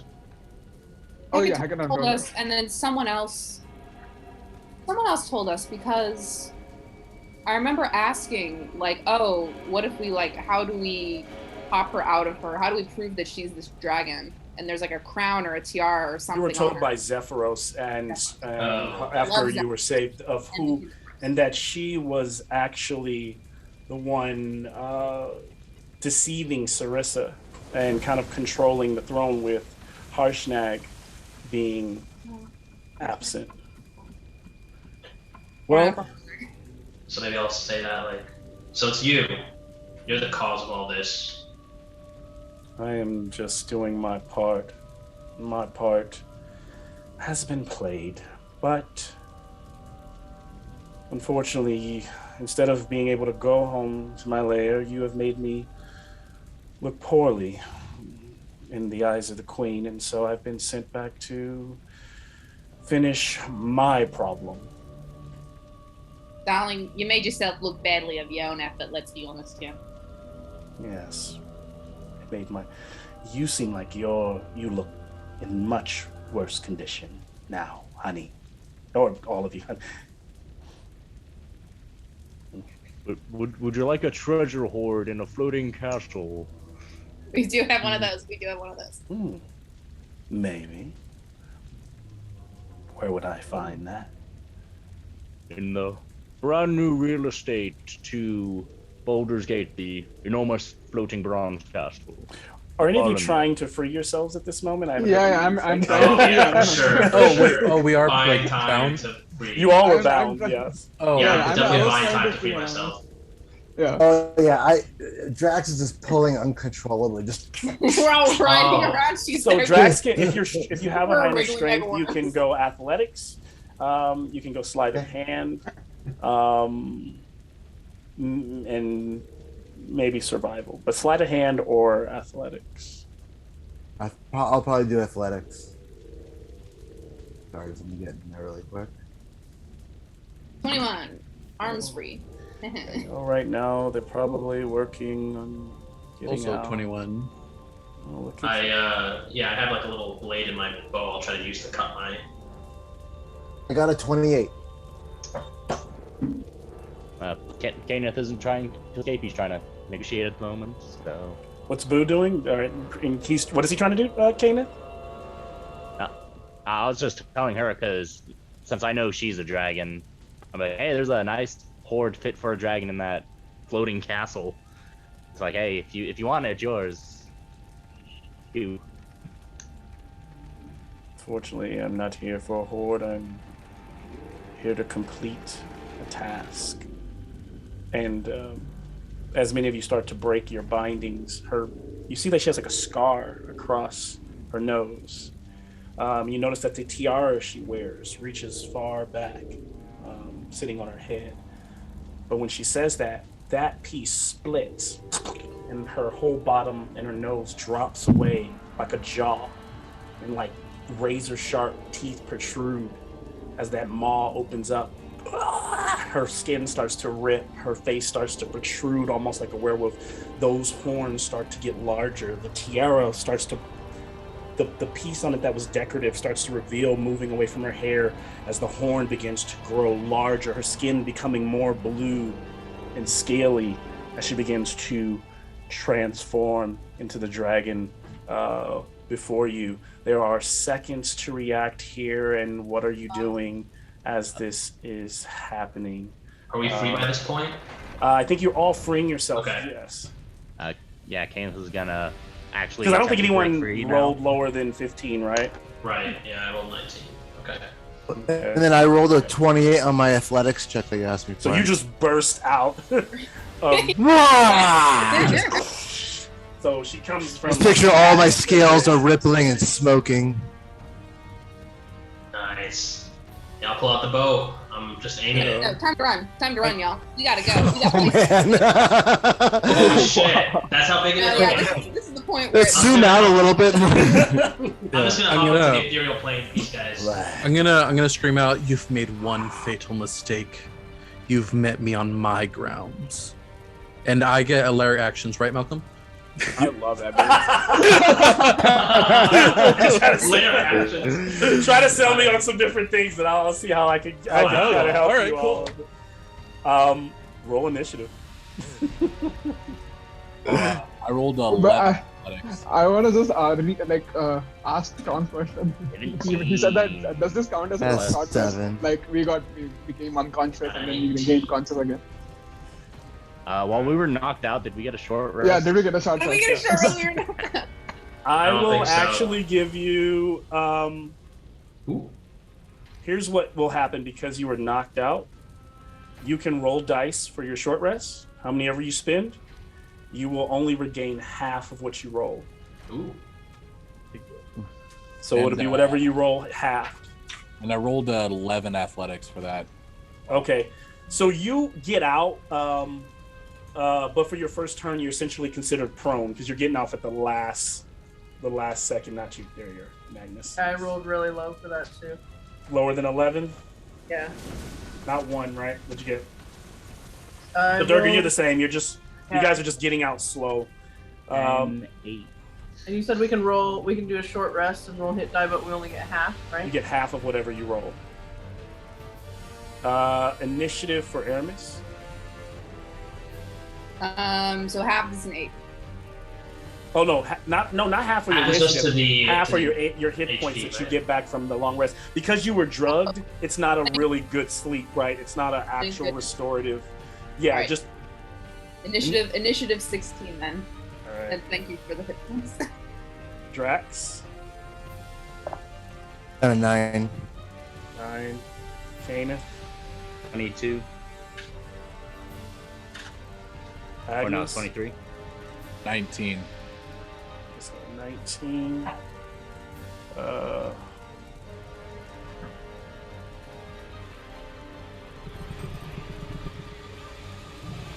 10. Durga? 6. 6. You guys are. Quinrich, Farfoot, 19. Ebony. Hold on. 19. Ebony. 10. 10. All right, let's. You guys hoping the bad guy's gonna roll low? Boo. I hate it. 10 as well. Jinx.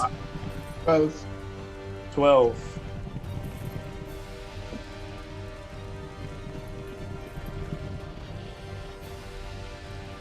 Hit die to regain 20 HP. I'll take it. Malcolm, I rolled a few hit die and rolled 36. It's half of that, though, right? Half of that.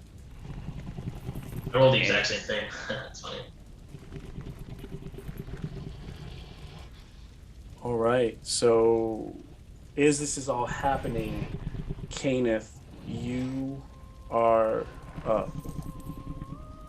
I mean, are we choosing to fight or run? So, I'll do my Kenneth move of just kind of prep my shield to block whatever BS is gonna come from this dragon. All right. So you're going into a defensive stance. I take it. Yep. Kenneth is to let you know you're right there, so no movement, just standing there. Were you getting in front of everyone to block, or what are you?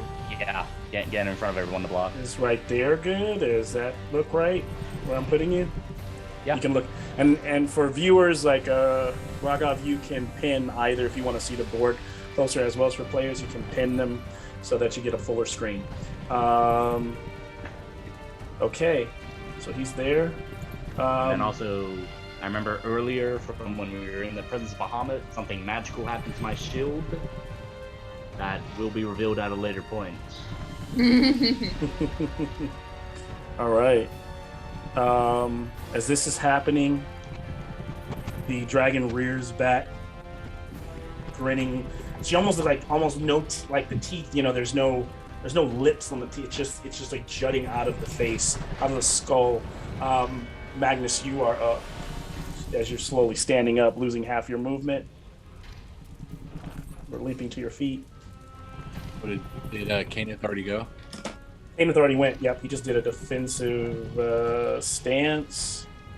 So he's just defending right now. He's pretty much like dodge action, I take it, or dodge or intercept someone that'll get one shot. That doesn't really do anything. I'll keep it back to the other camera. Okay. So Magnus, you are right here. Durga's right next to you. Spiritual weapon.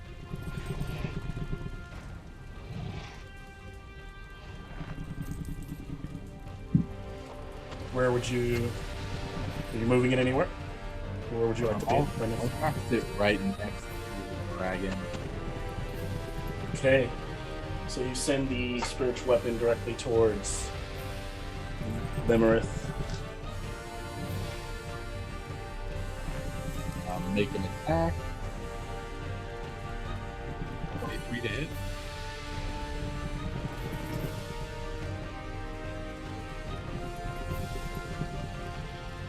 What'd you get? 23 to hit. That will hit. So bam! The hammer slams into her face. Give me your damage. 6 radiant. 6 radiant. She'll take it.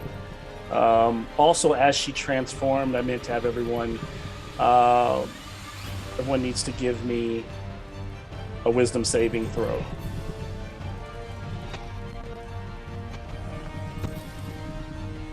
$17. 21. 7. 16. 17. 19. If it's related to being fighted, I have advantage. I may not need it though. For fright, Yeah. I'll give everybody advantage from Hey, fighting. what's happened? So far, I'm seeing some fails.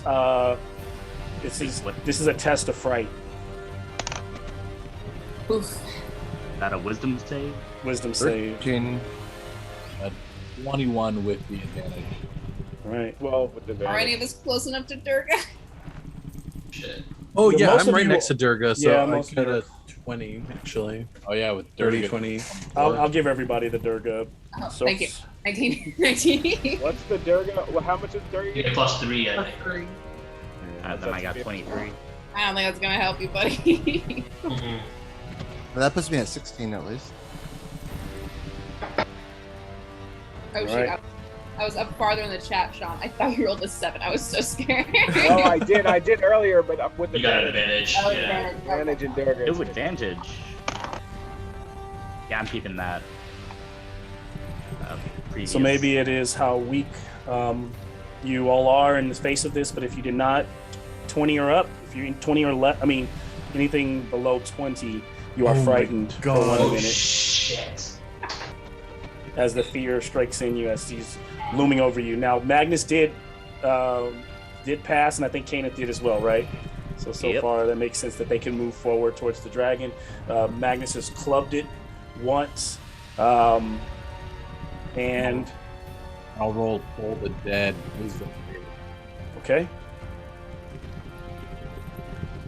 That etheric anvil and the hammer coming down, making a loud I have to make a wisdom save. wisdom 16. 22. Oh yeah. And so as she ignores as the bell rings out, some of the rafters, the wood starts to collapse and rain down. No one's forced to make any saves. And it's all minor, smaller pieces. But frustrated, she's able to lift herself off the ground just for a moment. And she kind of slams into some of the rafters and starts to flap her wings, throwing like barrels and things across the room. A legendary action. And just the force of the wings coming towards you, I need a dex save from everyone. She's throwing like cups and wood and chairs across just from the force of the wings. Natural 20. Natural Nice. 20. Two. 22. 13. 22. Plus 5. 18. Plus 3. That's 21. Anything 24 or lower fails, and you Oh. take 17 bludgeoning damage. Anyone Even with a below. natural 20? even with a natural 20. But does it matter that I'm prone with the dexterity saving? Hey, my shield's Uh, fucking useless. Oh shit. The prone What just did makes you you say? disadvantage. Actually, with a nat 20, I'll just half it. You can half the damage, Jinx. What's the What did you what's the say? damage? 17. 17, and then half that is. Eight. Yes. So then she just wham! She slams back on the ground. Can What I was get the half amount of damage damage? because I was literally blocking in front of me with my shield? I don't think from the force of it, your shield. It's. I don't think it's something you could really aid them in.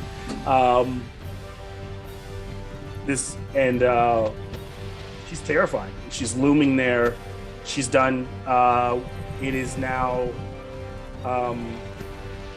Grinrich's is What's up. the damage total we took?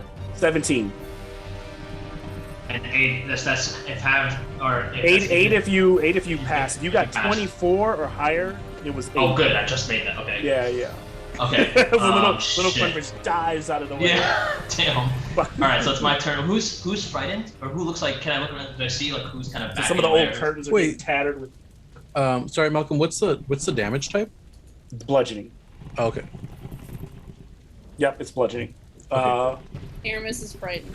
Aramis, who else is frightened? Who else is So frightened? Aramis, you can when you're frightened, you can't We're all move towards. frightened. You can attack the creature at You disadvantage. can with- attack, but it's at range. disadvantage, and you can't move closer. You So can't I move technically closer. don't waste it on me because I have a bow and arrow. Yeah, Yeah, I'm just trying to see who else is frightened. The front I one. think we're all. Well, most of us are frightened. most of you are frightened.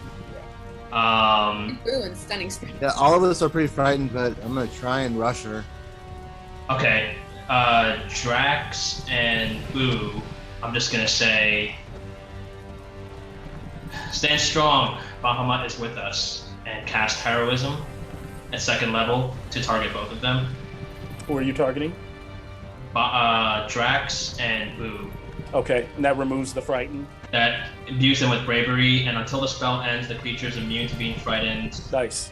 And gains temporary hit points equal to your spellcasting ability modifier at the start of each of its turns. And once you're able to overcome, which in this case the spell is overcoming the frightened, you no longer have to test for it for 24 hours, which you'll survive this, and hopefully you'll never see her again. TPK. So you get, just flies off, comes back in 25 you get hours. 6 does it temporary again. hit points at the start of each of your turns. Oh, that's fantastic. Yeah. Bring it, Malcolm. TPK. Sorry, 2 temporary hit points at each of You guys have this. Hopefully you do. You shouldn't have told us how I exciting believe in you. you. This is Aramis' fault. Aramis should have just went to go see his brother. Thanks, Aramis. The record is scratched. Aramis turned to the camera. You're probably wondering how I got here. Yes, literally that moment.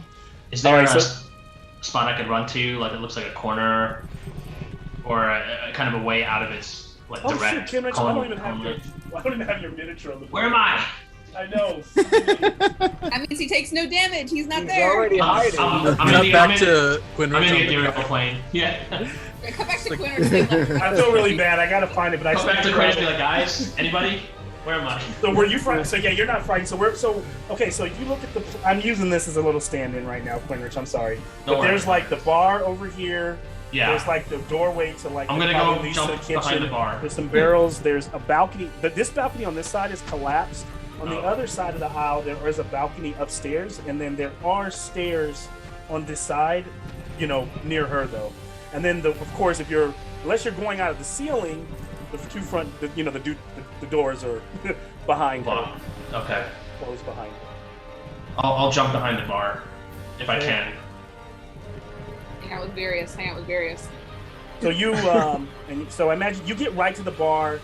You haven't been able to jump over yet because your 30 feet gets you there, unless you Sure. dash. But you cast. Yep. That works. You're like right there, about to. And there's like, a bunch of big, kind of it's another reason you can't like immediately dive as your little self. You realize there's like a bunch of the tap sitting on the table there, but you are kind of out of her initial sight. Yeah, I cast Heroism, then I run away scared.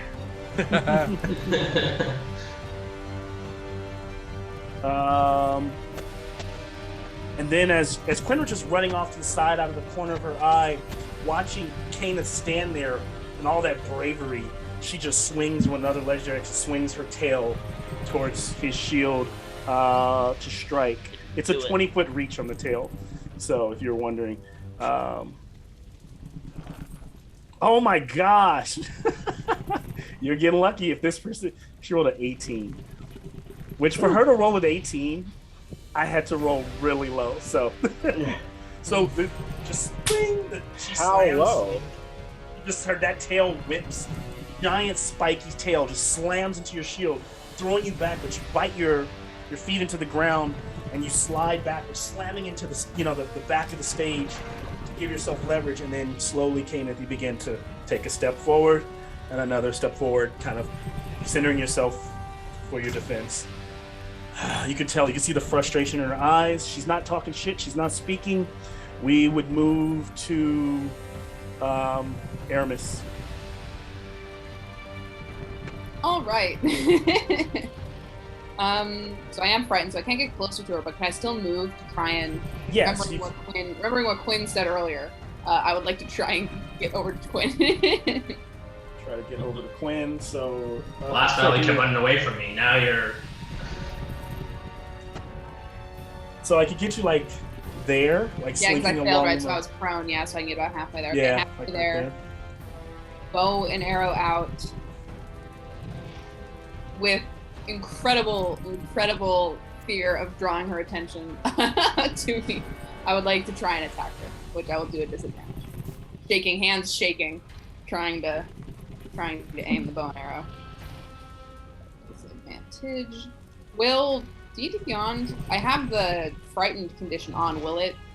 auto do my attacks at I guess just roll and a see. right click on it, and then you should be able to select disadvantage. Oh, whoa! I never saw this before. Holy crap. It's relatively new. It came out like a month ago. Cool. Interesting. Okay. So that is going to be an 11, which I imagine fails. That misses. Why? And it doesn't miss. It just hits the scales on her, tink, and it just like bounces off near her face. Love And, that. and you see her eye, just kind of like that little T-Rex type eye, just kind of blink. That yellow eye blink at you. Yellow eye blinks, focusing on Aramis. I'm going to use my bonus action to do my Master of Tactics on Drax, who I believe hasn't gone yet. He has not gone yet. So, turning towards Drax, knees knocking together in fright, Aramis is going to see that he has been cleared of his frightened condition by Quinn, and he's going to say, Drax, please do something! I'm just gonna look at her and just give her that, like, you know, that alligator kind of smile, and then look up at the dragon and just roar. Yes. Like, you have advantage on your Ooh.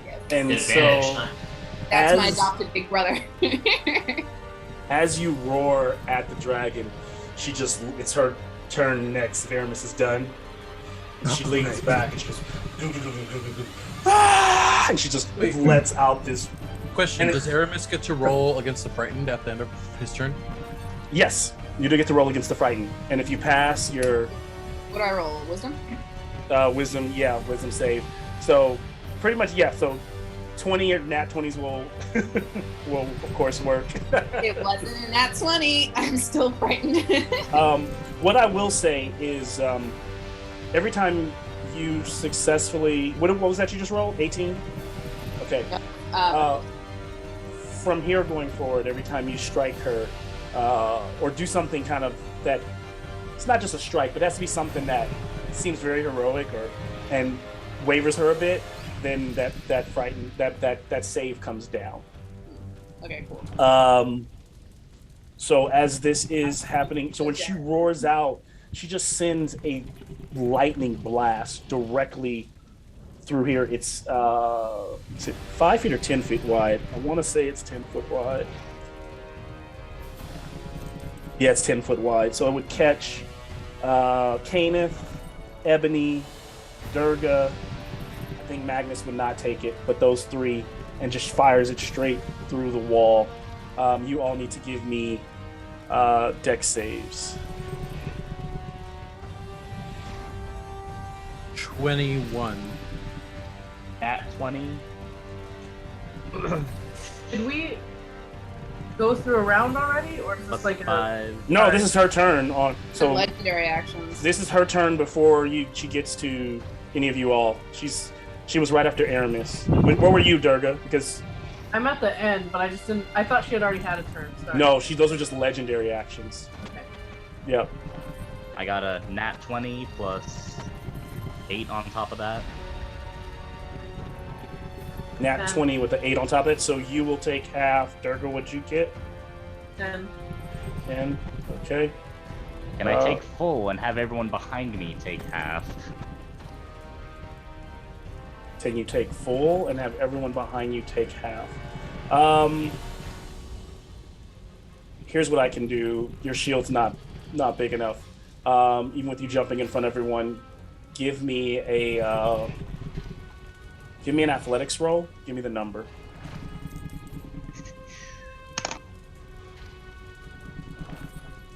That'll be 22.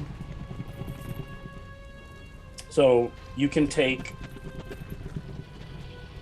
22 points extra worth of damage from this, absorbing it off of not both, but either Ebony or Durga.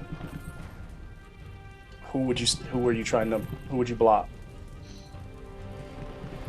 Let's see, probably Ebony as the squishier of the two. Okay.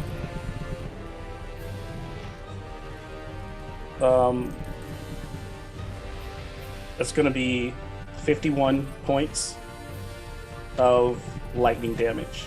Jeez. If you pass 25. Right, you have Death Ward. What? You have Death Ward. Oh, okay, cool. So You're that back makes at me 1. There, one. Nice. So as this lightning rolls across the floor, Durga is just holding on, just her fortitude from leaving her body as that blast rolls across. Ebony, are you up as well? You're still up. So if you pass. Who is he? Who are you? Who are you gonna negate? So you're taking half of the 51, but you're also taking 22 on top of it. That's for Kanan. So Kanan is going to have to take 20. He's going to have to take the 20. Was it 25 plus 22? So yeah, right back up there. He'll take most of that damage. I still, because if I'm taking half of 51, that's still more than I have. But then minus 22. Because he's blocking you. Yeah, so Kanan, you take the 22 then, and then that. So minus the 22, so you block. So Lex, you're only taking 5 damage. It sounds like, isn't it? If it was 27. Or 51 half would be 25. Oh, sorry. Because if I passed, or what was the passing? The pass was 24. Okay, because I didn't pass. Yeah. So you still have to take the other. So that's what I'm saying. So if I'm taking the 51 minus the 20, so you're whatever, still out. I'm still down. You're still down. Yeah. Damn. Damn. All right. Lots more spells here. I'm gonna shove the shield down the dragon's throat. Can I give myself advantage if I can use one of the curtains from the stage to block me as a lair action? You're more than welcome to say no. You're more than welcome. Wait, what do you want to do? As my magic surges and the curtain comes in front of me and oh, fitting. Because you're on a stage. I think it happens, but it doesn't protect you, and the curtain just burns. It looks cool. It looks really cool. Ebony is so sick. Should he use a microphone on the stage as a lightning rod? See, I was gonna do some fun stuff later with theming, but I'm dead.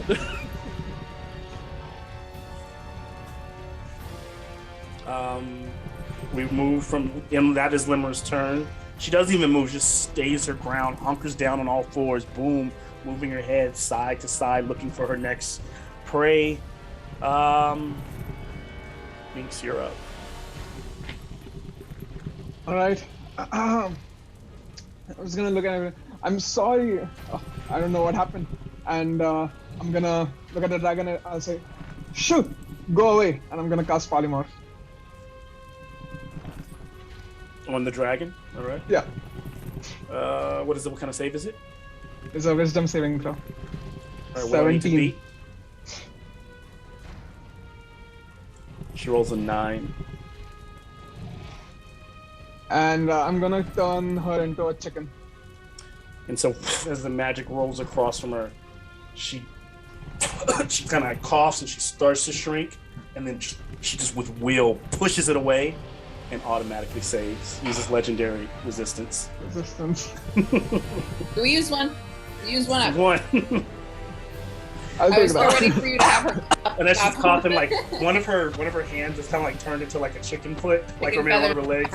And and she coughs and comes with cat feathers out, and then she just kind of lifts up really big and looks at Jinx like those eyes are looking directly at you, angry.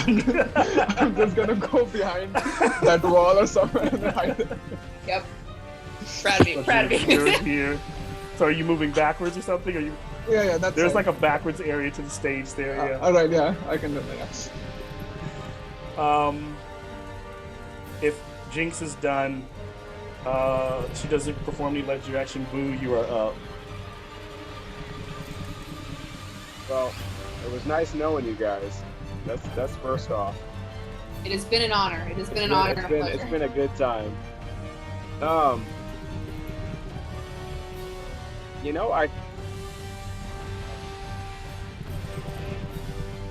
Where did Quinn go to hide? Over on the side, right? Right over here by the bar. I mean, that's not really hiding. He hasn't gotten to the bar yet. Various is over here behind the bar as well. Jinx, if you want to throw your brother in the fray, if there's something you think would you call out and have him attack? I would also allow you to use your brother on your turn. Otherwise, if you think he might just slink away, or I imagine this isn't his fight. So actually, now that I think about the character and the way he is, but he doesn't want. You're not supposed to be in this fight. So I imagine as your turn ended, he like calls out to you like, "You can't die with them." You know, he's like, "Come to me now." And I just said, no, fight with me. And so he just dashes using the corners and like up to the rafters. He's like somewhere up here, but he's like moving towards you, you know, across the top to get to you. That's all he's gonna do. I'm just gonna point at it. The target is there. Boo, you're up. So, how far am I from? You're right here. You're about 5, 10, 15, you're about 30 feet from this dragon. Okay. Man. And you're frightened, right? Or no, he removed it. No, I'm not frightened anymore. So you're good. Yeah. But, well, I mean, I am frightened in real life, but I mean, Boo is not. I think I'm gonna. Man, a monk is not the character to fight a dragon. Use those stunning strikes. Not with that attitude. I'm gonna run. Yeah. I'm gonna close the distance, and are you flying? Yeah. I'm gonna still stay up. I'm gonna make. So I'll make. I guess I'm just gonna make an unarmed strike, right? Stunning? Question mark? Stunning. Yeah, I'm gonna make an unarmed strike because I can use stunning strike, which I don't think will work, but I'm gonna try it. I'm gonna roll real dice, not with that attitude. It won't. Come on, man! You gotta believe in yourself. Believe. Yeah, y'all gotta believe in yourself. Believe. Yeah, with Ebony's the dice can sense fear. Ebony's like gonna like reach out weakly and be like, believe in yourself. 19. 19 will just miss. Just miss. All right, but I did use one of my strikes, so I'm going to.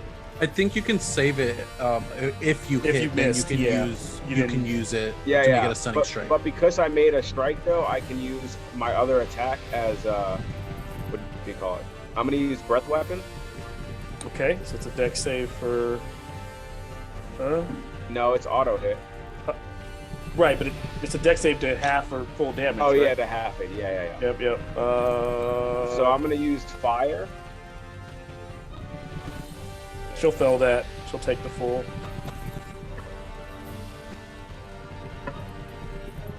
Eight. She'll take 8 damage. And I think I can use a bonus. I can use a key point. And use flurry of blows. So I'm gonna use a key point.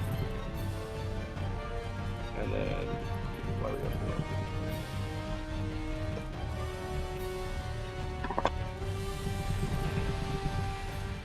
25. 25 hits? Yeah. It's 5 damage for the first one. 17 doesn't hit, right? This is not. So that's about all I can do. All right. As you're finishing up, Boo, she doesn't respond as you breath weapon her this little, and she seems to be surprised this owl is blowing like fire at her. She kind of brings in one of the wings as it, some of the fire smatters against and then when she opens up, you just smash her one. She takes some damage. After that, we move to Ebony. Ebony, then Drax, then Durga. Yeah, that's the order I have right now. Ebony wakes up in a dark place. She sees that mirror that she saw in the palace. As she goes to touch it, she kind of just sees her her family off in the distance, but younger, back when she was a child, and her mom's teaching her kind of how to cast her first spell using her like voice and all that. And do my death save throw. That's a 2. At least it's not a 1. And she sees her mom doing what again? Like teaching her how Teaching to her. like use her voice to cast her spells and stuff like that. Got it. And so, yeah, there she starts to kind of feel that she starts to feel that comfort, and she kind of starts to drift in that moment as we then move to Durga.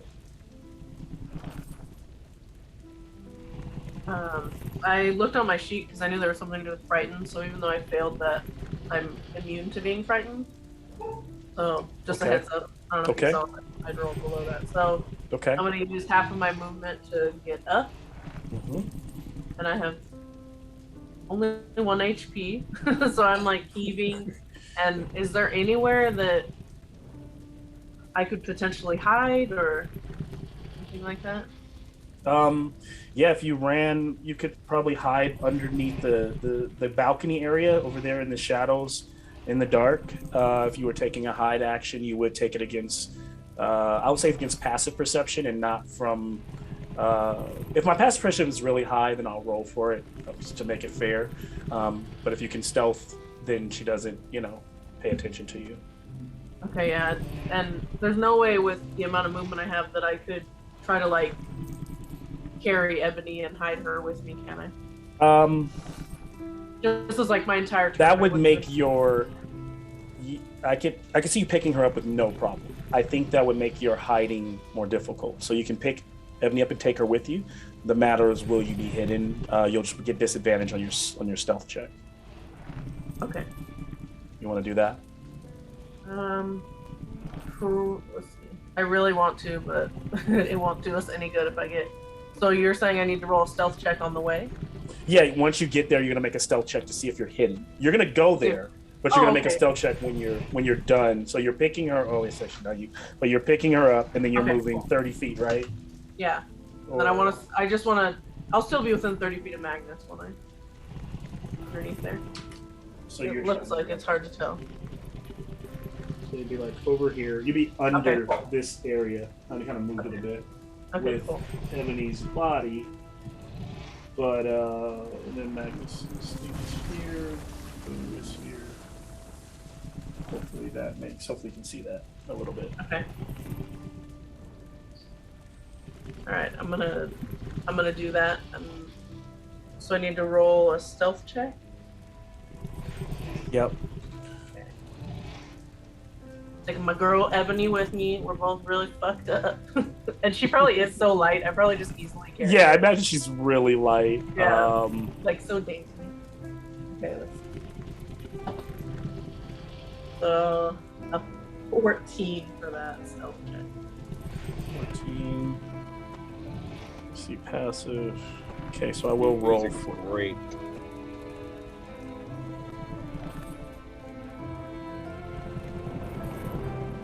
And so as you hide in the dark, the dragon seems to be having its eyes focused on everyone else.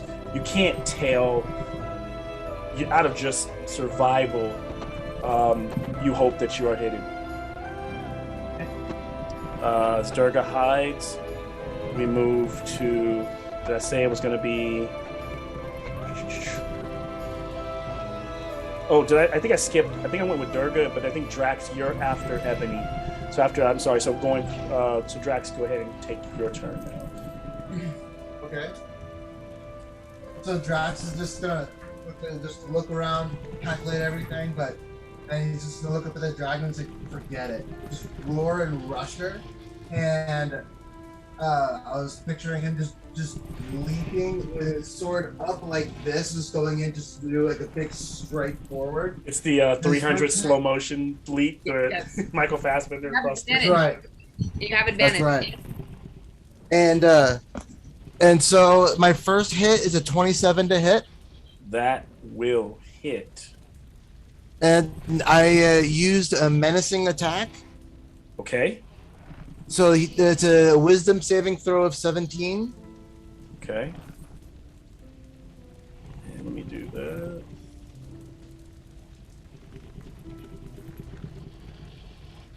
Sorry for the long wisdom saving throw. 17. What does it do? I failed with it by 16. So you are scared of me. Let me see here. I will use legendary resistance. Frightened of me until the end of my next turn. I will use legendary resistance. So my second legendary resistance has been used to push back against Drax. One more down. One more down. So, but that hit also does that hit does do 22 damage. Okay. And then my next attack is a 22 to hit. That will hit. Sweet. And so it's almost like she sees the fear for the glimpse of it for a second, as you slam into her and drive the blade in. She like, yells out in pain wherever you struck her, but then just pushes through, knowing that you are literally the offspring of you Dragonborn were shit out by the chromatic dragons. You weren't. She doesn't see it as she fights through, but then you cut her again. Making her maybe want to eat those thoughts. Just gonna do a spin, be like, shit this.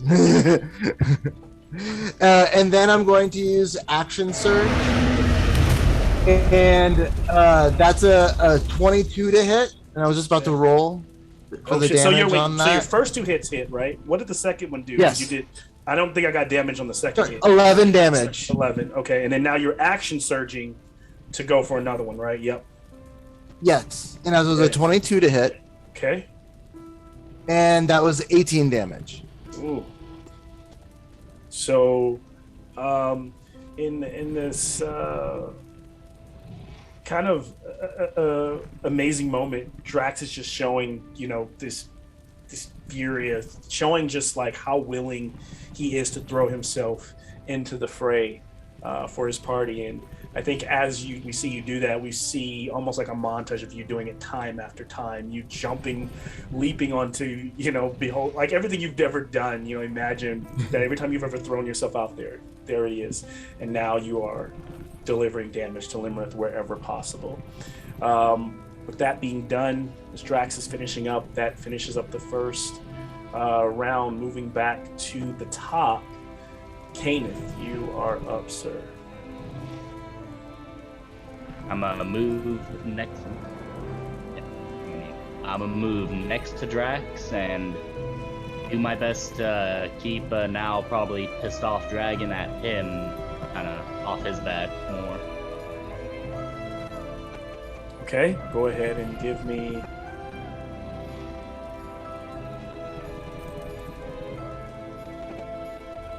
Oh, no, I'm not attacking. I'm defending. You're defending again. And so as you're defending, okay, more defending. Are you just who are you defending for in this particular? So you said right where now are you moving to? Drax. Just defending Drax. Okay. Yeah. So more defense. So then Drax will be hard to hit. All right, as Kanan goes for the defense.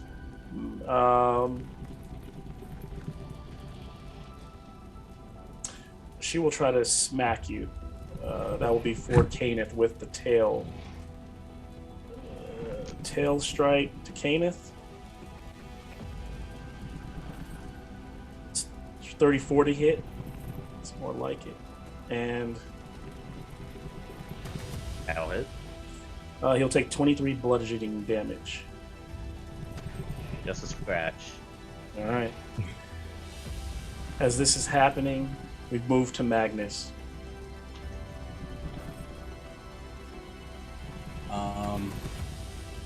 I'll take as much movement as I can, getting to the right next to that rock, I guess, blocking away from Durga and Ebony. Got it. Like over here. Yeah, blocking. but you want to be in front of it? The dragon, just kind of like trying to distract, I guess, away from Durga and Ebony. So hard.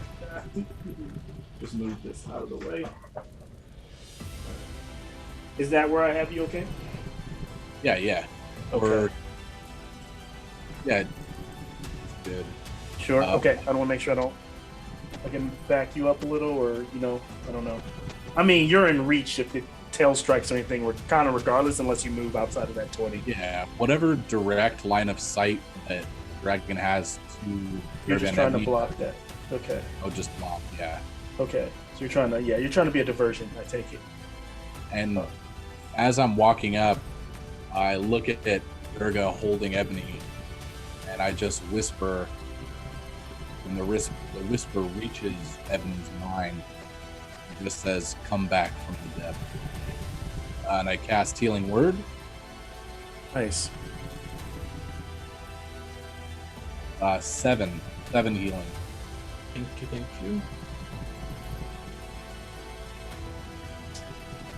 And I'll use my action to try to throw another Toll the Dead. Boom. Rings out. Another save.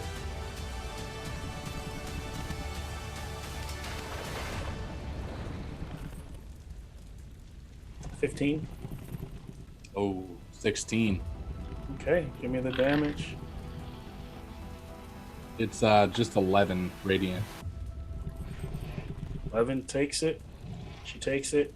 She just kind of whips her head back for us, almost like bringing her wings up to cover her ears, and then she lashes out with her tail, swinging it wide across the way swinging it this way around towards Kenneth again with a 23. Just making sure. Does that hit Kenneth? I know your AC so crazy high. Just checking. It does not. This is so ridiculous. All right, then we'll move to Magnus to Quinrich. I'm gonna actually get her attention. I'm just gonna say, "Hey, Limerith." Try to get her to look in my direction and say, you've caused a lot of problems, and we can't let that stand. So 2 things you should know. 1, you're not the first dragon we faced, and 2, Bahamut sends his blessings. And I'm gonna look to my bow, pull out the black obsidian stone, and just kind of say to myself, did say use it in a dire situation. Now seems like a pretty appropriate time.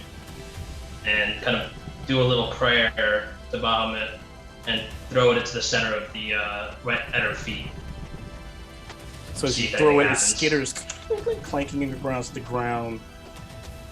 It hits one of her, and she looks down on it like, what? And then suddenly it just bursts, and there's a light that blasts down on her, and she lets out she lets out another roar, as though she's feeling as though that radiant light is blistering and burning her. And then for a moment, everything goes quiet, and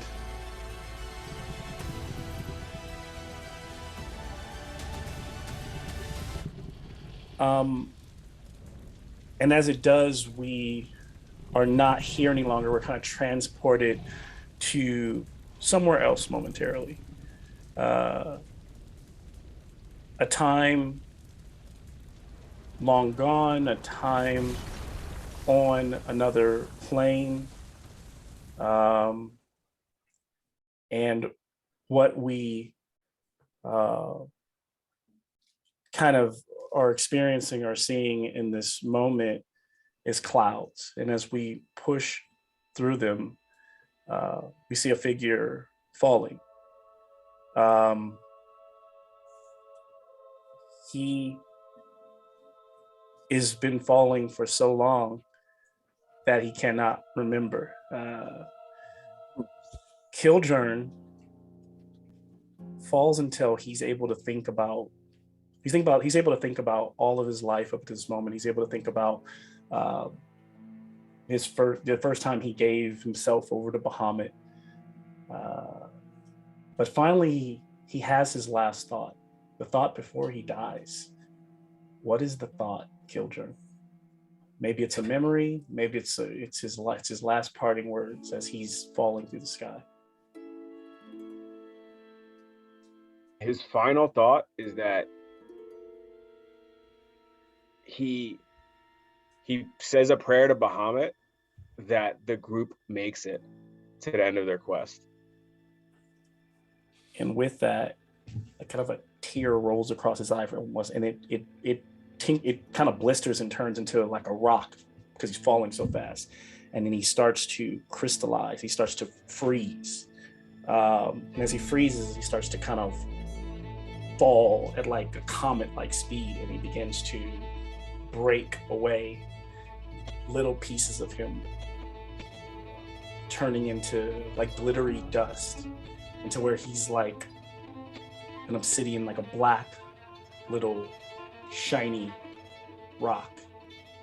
And as it falls into the lower parts of the airplane, a figure flies by and swoops it up, an angel in the golden armor, taking it back high above to Bahamut's palace. And there, Quinrich's mother presents the stone to the God King, the King of all dragons, Bahamut, in his human form. And he goes, just holds it in his hand and goes, you will serve your purpose. And closes it. Fast forward when he hands it over to Quinrich. Later on, when the party actually arrives, and Quinrich, now as the blast is pouring over Limerith, she's taking damage from her scales are exposed, making her weaker to your damage. All of you feel Bahamut's healing light as you start to gain hit points.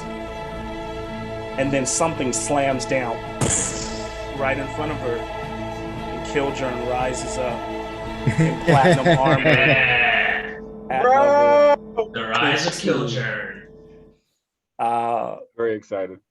Kildren, beat this up! Now, we can either Kildren kill. We can either take a break or end the night there, or we can continue. I'm open to continue, but I want to be respectful of everyone's time. This is taking a little bit longer, but it has gone a little differently, but it's pretty cool. And Kildren, you are at level 15 now. Oh shit! Kildren, give me some of your levels. Yo, it's level 15. Shit. Dead. We got crazy ally with us right now. I mean, okay. So here's the thing. That puts Kildren up like 6 levels from where he was. Yeah. There's probably going to be some configuring for him if he's going to be used. I say we stop tonight. Then why don't we go ahead and make that? Because I would love. Look, I've been spent the whole night like involved in the story as much as I can, but it just changed so drastically right now. I feel like I don't want to rush whatever Kildren has. Go. You know what I mean? What's like Super Smash? Like, that's literally been in his back pocket the whole time. Every time you guys are about to die, I've been like, "Or are you gonna ever use that thing he gave you?" But it was great because like this is the perfect time. Because like today, this was the perfect time. I'm just gonna let them just shit. Yeah, I think we'll definitely next week should be the lower. And you know what? I'm willing to do next week instead if you guys don't want to wait 2 weeks. I can do, yeah, for the finale. Yeah, I can do. Okay. Can you? Yeah. If not, sure, I don't want to. No, I can. Okay. I will. And then I can do it. Yeah. And then if it's so, we'll do next Wednesday, and then it depends on how long that goes. If everything's not, if there's more to get out, then I usually do after we wrap the story and the epilogue, we'll do a a session the next week. That's just a free session, just like a happy hour to talk the campaign. Epilogue. Epilogue, yeah. I love that. I like that. Just to shoot the shit and talk the campaign. All right. Man, Malcolm, I'm gonna send you all my my lair actions with Yeah, I Ebony. specifically Poor Ebony. wanted you guys to have nothing. I was just like, you guys have to like fight this. See, You have to I was fight gonna the ask vegetables. you if I could use as like a bonus action or something to cast fairy fire by like relighting the stage lights and having them point at her. Yeah. Just send me those ideas of this. Also, just send you a bunch. You Yeah. can choose which ones you'll allow me to have. There was another plan where I was like, maybe this doesn't even happen at all, but like the Aramis running from his destiny was just like, all right. I need to process. I need to process. Because Talk to your brother, damn it. yeah, Virius is basically Virius was one of Mahad's men, and recently got inducted into the Grey Wolf, which Aramis hasn't even shared your last name. Really, like I mean. Oh yeah, Aramis has. It's on the character sheet. But yeah, it's Aramis Blackwolf because in the short story they pick out their own names so that they kind of match. But you're Blackfoot, right? Don't you call yourself Blackfoot? Black Wolf, no, it's Black Wolf and Grey Wolf. Okay. I thought you were. For some reason I thought your character sheet it was Blackfoot because you weren't sharing with anyone the actual last name. But I maybe I was just reading something. But yeah, so yeah, they gave each other those names. But that's interesting. Little orphan nerds picking out their last names. Jinx, if I survive, I'm kicking your brother's ass. Oh yeah, go ahead. You're with us now. You're with us. We're your family person on now. him and go ahead. Jinx is gonna be brotherless for sure after this. Oh my. No. This is gonna be brotherless for the 2 minutes it takes for Aramis to sign some paper. We're a family now. Yeah. Yeah, I do love Malcolm at the beginning of this session. You're talking about it did end up being like a campaign about family. Yeah. All the backstories, but the way kind of Because so I haven't even stressed it, but the Storm King's Thunder, the actual backstory is in kind of this battling between the family, whereas the mother's gone, and with the father gone, Sarissa, her sisters are actually being manipulated by Limerith to do very shady things. The sisters actually killed the mother, and I told you guys about all that, but I just kind of lean more on Sarissa and her being manipulated by Limerith without her father and mother there. We should have adopted her. Yeah. Well, you guys see, and that's the thing is that's what changed the story because you never went to go have that meeting with her. Whereas if you would have had that meeting with her, you would have averted all of this because you would have been able to share with them what's kind of like really going on and the whole thing that you all knew. So only person was able to go down there. We don't know whether he lived or survived is Harshnag. And then Zephyros went to the Plains of Air or went back and got information from the God King. I always forget his name. Not Hecaton, but the Allfather. But there's, remember, there's part of, there's the Allfather and Tiamat are vying for control of the Oracle. So sometimes you're speaking to Tiamat, sometimes you're speaking to the Allfather. Yeah, I remember that. Right. And Limerith has been working for Tiamat, but she's been disguised as a storm. So I think she probably would have talked to one of, like, basically tried to get, she probably got to get Virius to deliver this group to you. I think there's also a little nod in there to like why he, like, there's a weird moment where he says something about Orcus, but he shouldn't know about Orcus. So Jinx has been up to some stuff. Jinx has definitely been up to some stuff. Jinx is like, I'm so innocent, I'm so sweet, and then there's Orcus hanging out in the backstory. Crazy. We're gonna find out that Jinx can read. Lied to this whole time. The betrayal. Yeah, so I'm gonna keep this just like this and sit it on the shelf. We're gonna pick up right there on that. Nice. Bro, I'm so glad that Quinless had that. Like, I'm so glad he was the one who did it. Yeah. Oh yeah, because you tried to save him. Yeah, I totally forgot that he had that. I had no. Wait, as soon as you, I was sitting here thinking the whole time. I'm like, man, I'm listening to you, and I'm like, man, this is a fitting way for him to go, man.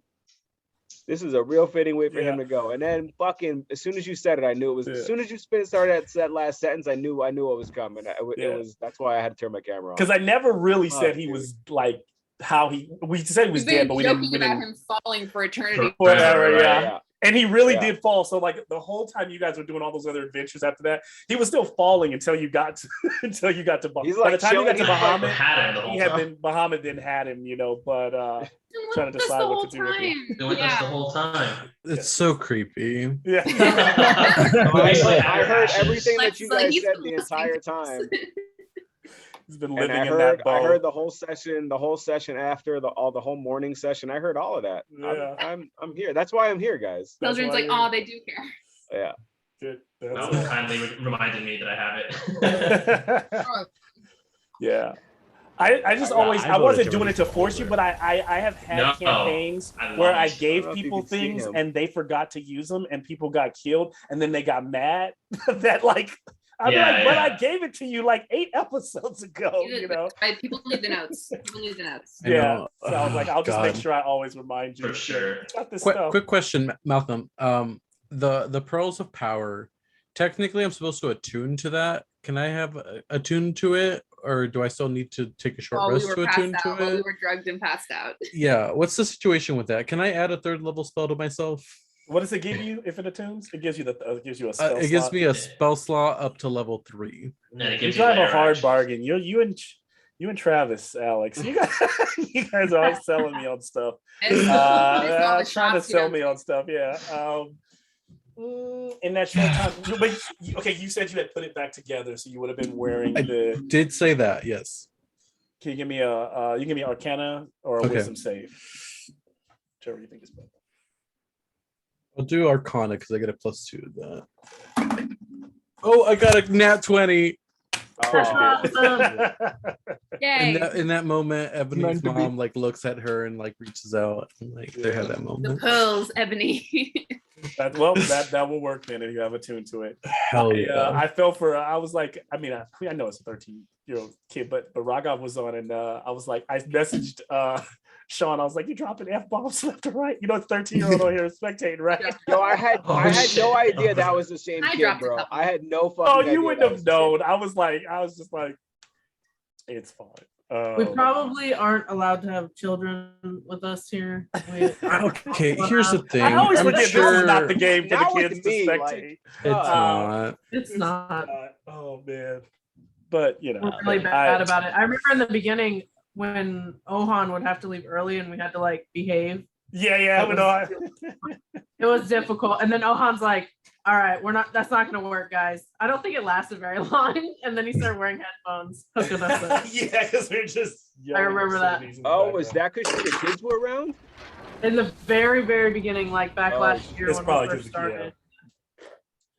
Last year. That's crazy that it's almost been a year. I know, it's cool that it ended almost. I can't believe it's been almost a full year. It's crazy.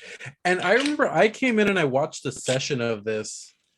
And I got scared because y'all were so good at it that I was like, I'm not gonna join. I'm afraid. I regret it. Dude, as soon as I played that first session with this group, I was like, I think I chatted Malcolm. I was like, I gotta play. Yeah. You know what I mean? Like it was this whole group has been so dope the whole time. What I appreciate is like you wouldn't expect it to really work, but it kind of does. It was this weird thing where this is one of those games. It's a lot of players. It's always, I was telling Travis, this is always like an extra. I always thought like, oh, well, it'd be more players, but it shouldn't be so hard to run this game because I'm just going to run the module.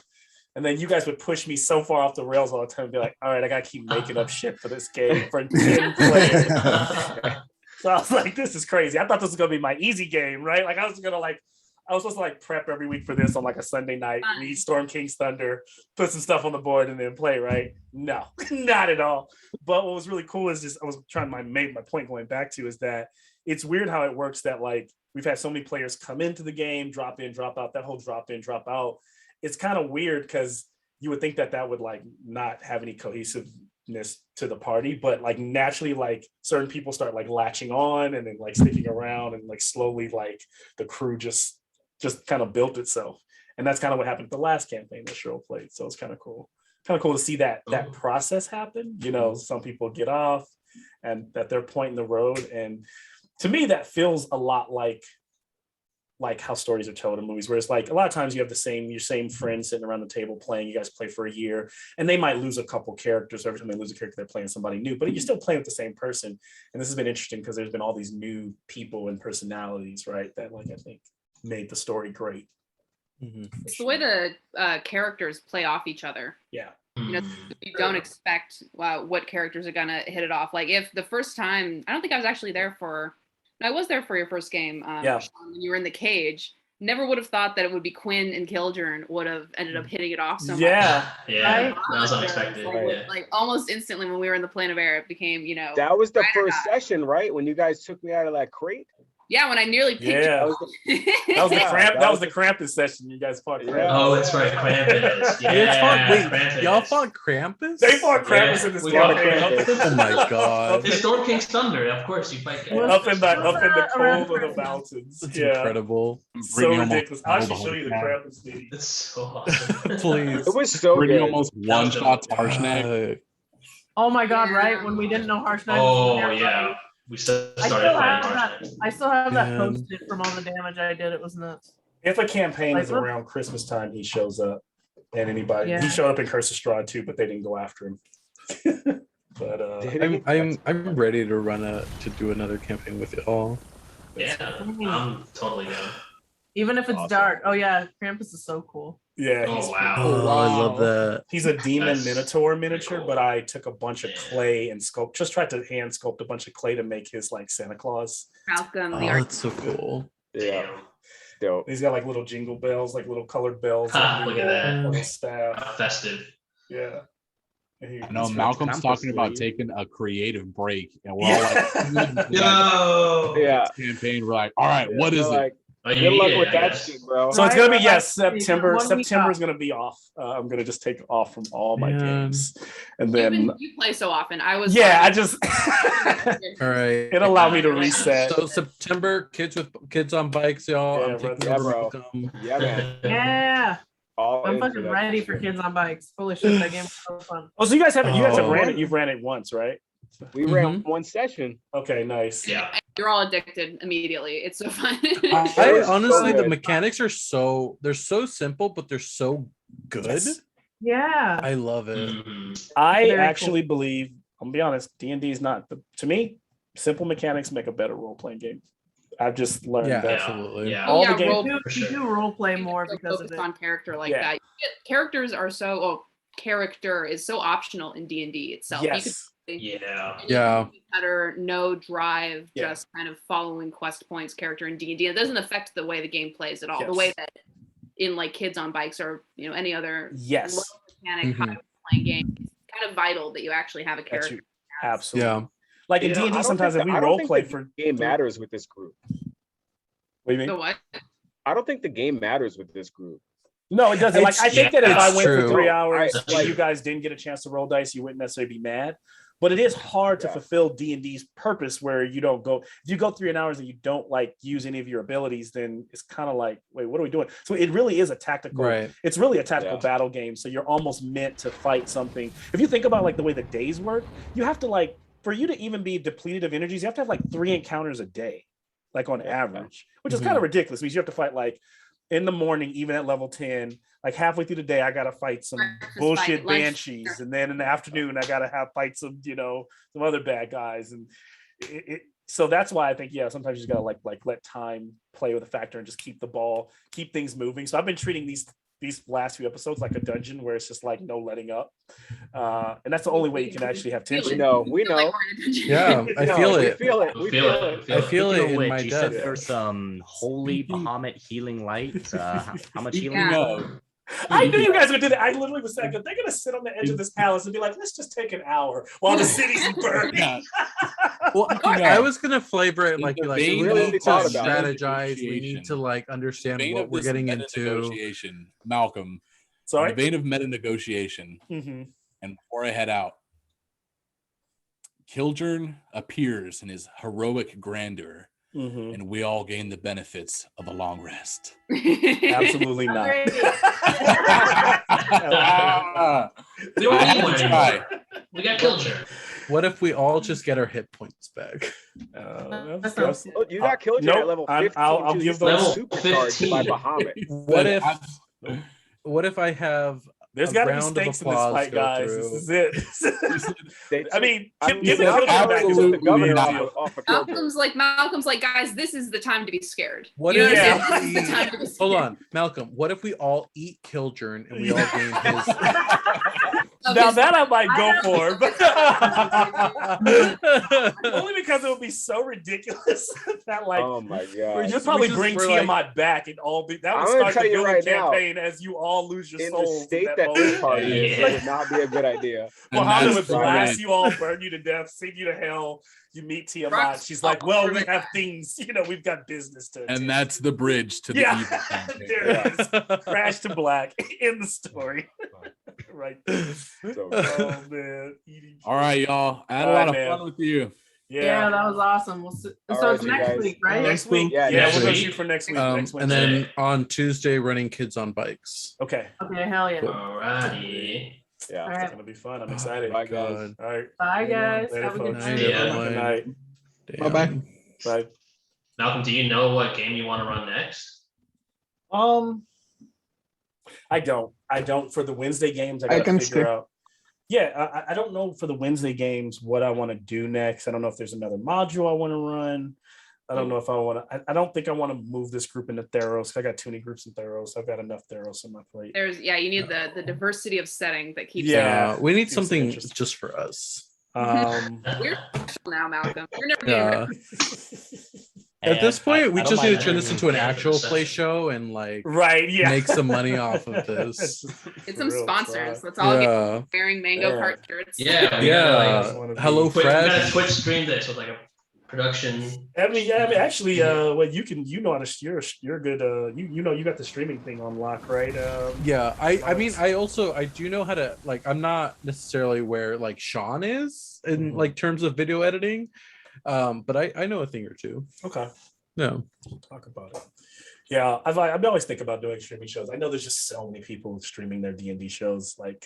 There's not enough. There's never gonna be. They're not. The quality's not really that great. I think you could stream a really good quality one that would be up there. I think. Yeah, I think so. That's how you cut top ones. Right, is quality. Mm-hmm. Yeah, the quality. Yeah, it definitely is quality. You gotta get the right group. We all have to get Lex's set up where we have the character art all by the same artist. Character art. See, hold on. Here's the thing. Yeah. If we were to actually if we were to actually do an actual play show, I would be able to splice that in later. How they do on Dimension 20 with our stats and everything and our character portrait and all.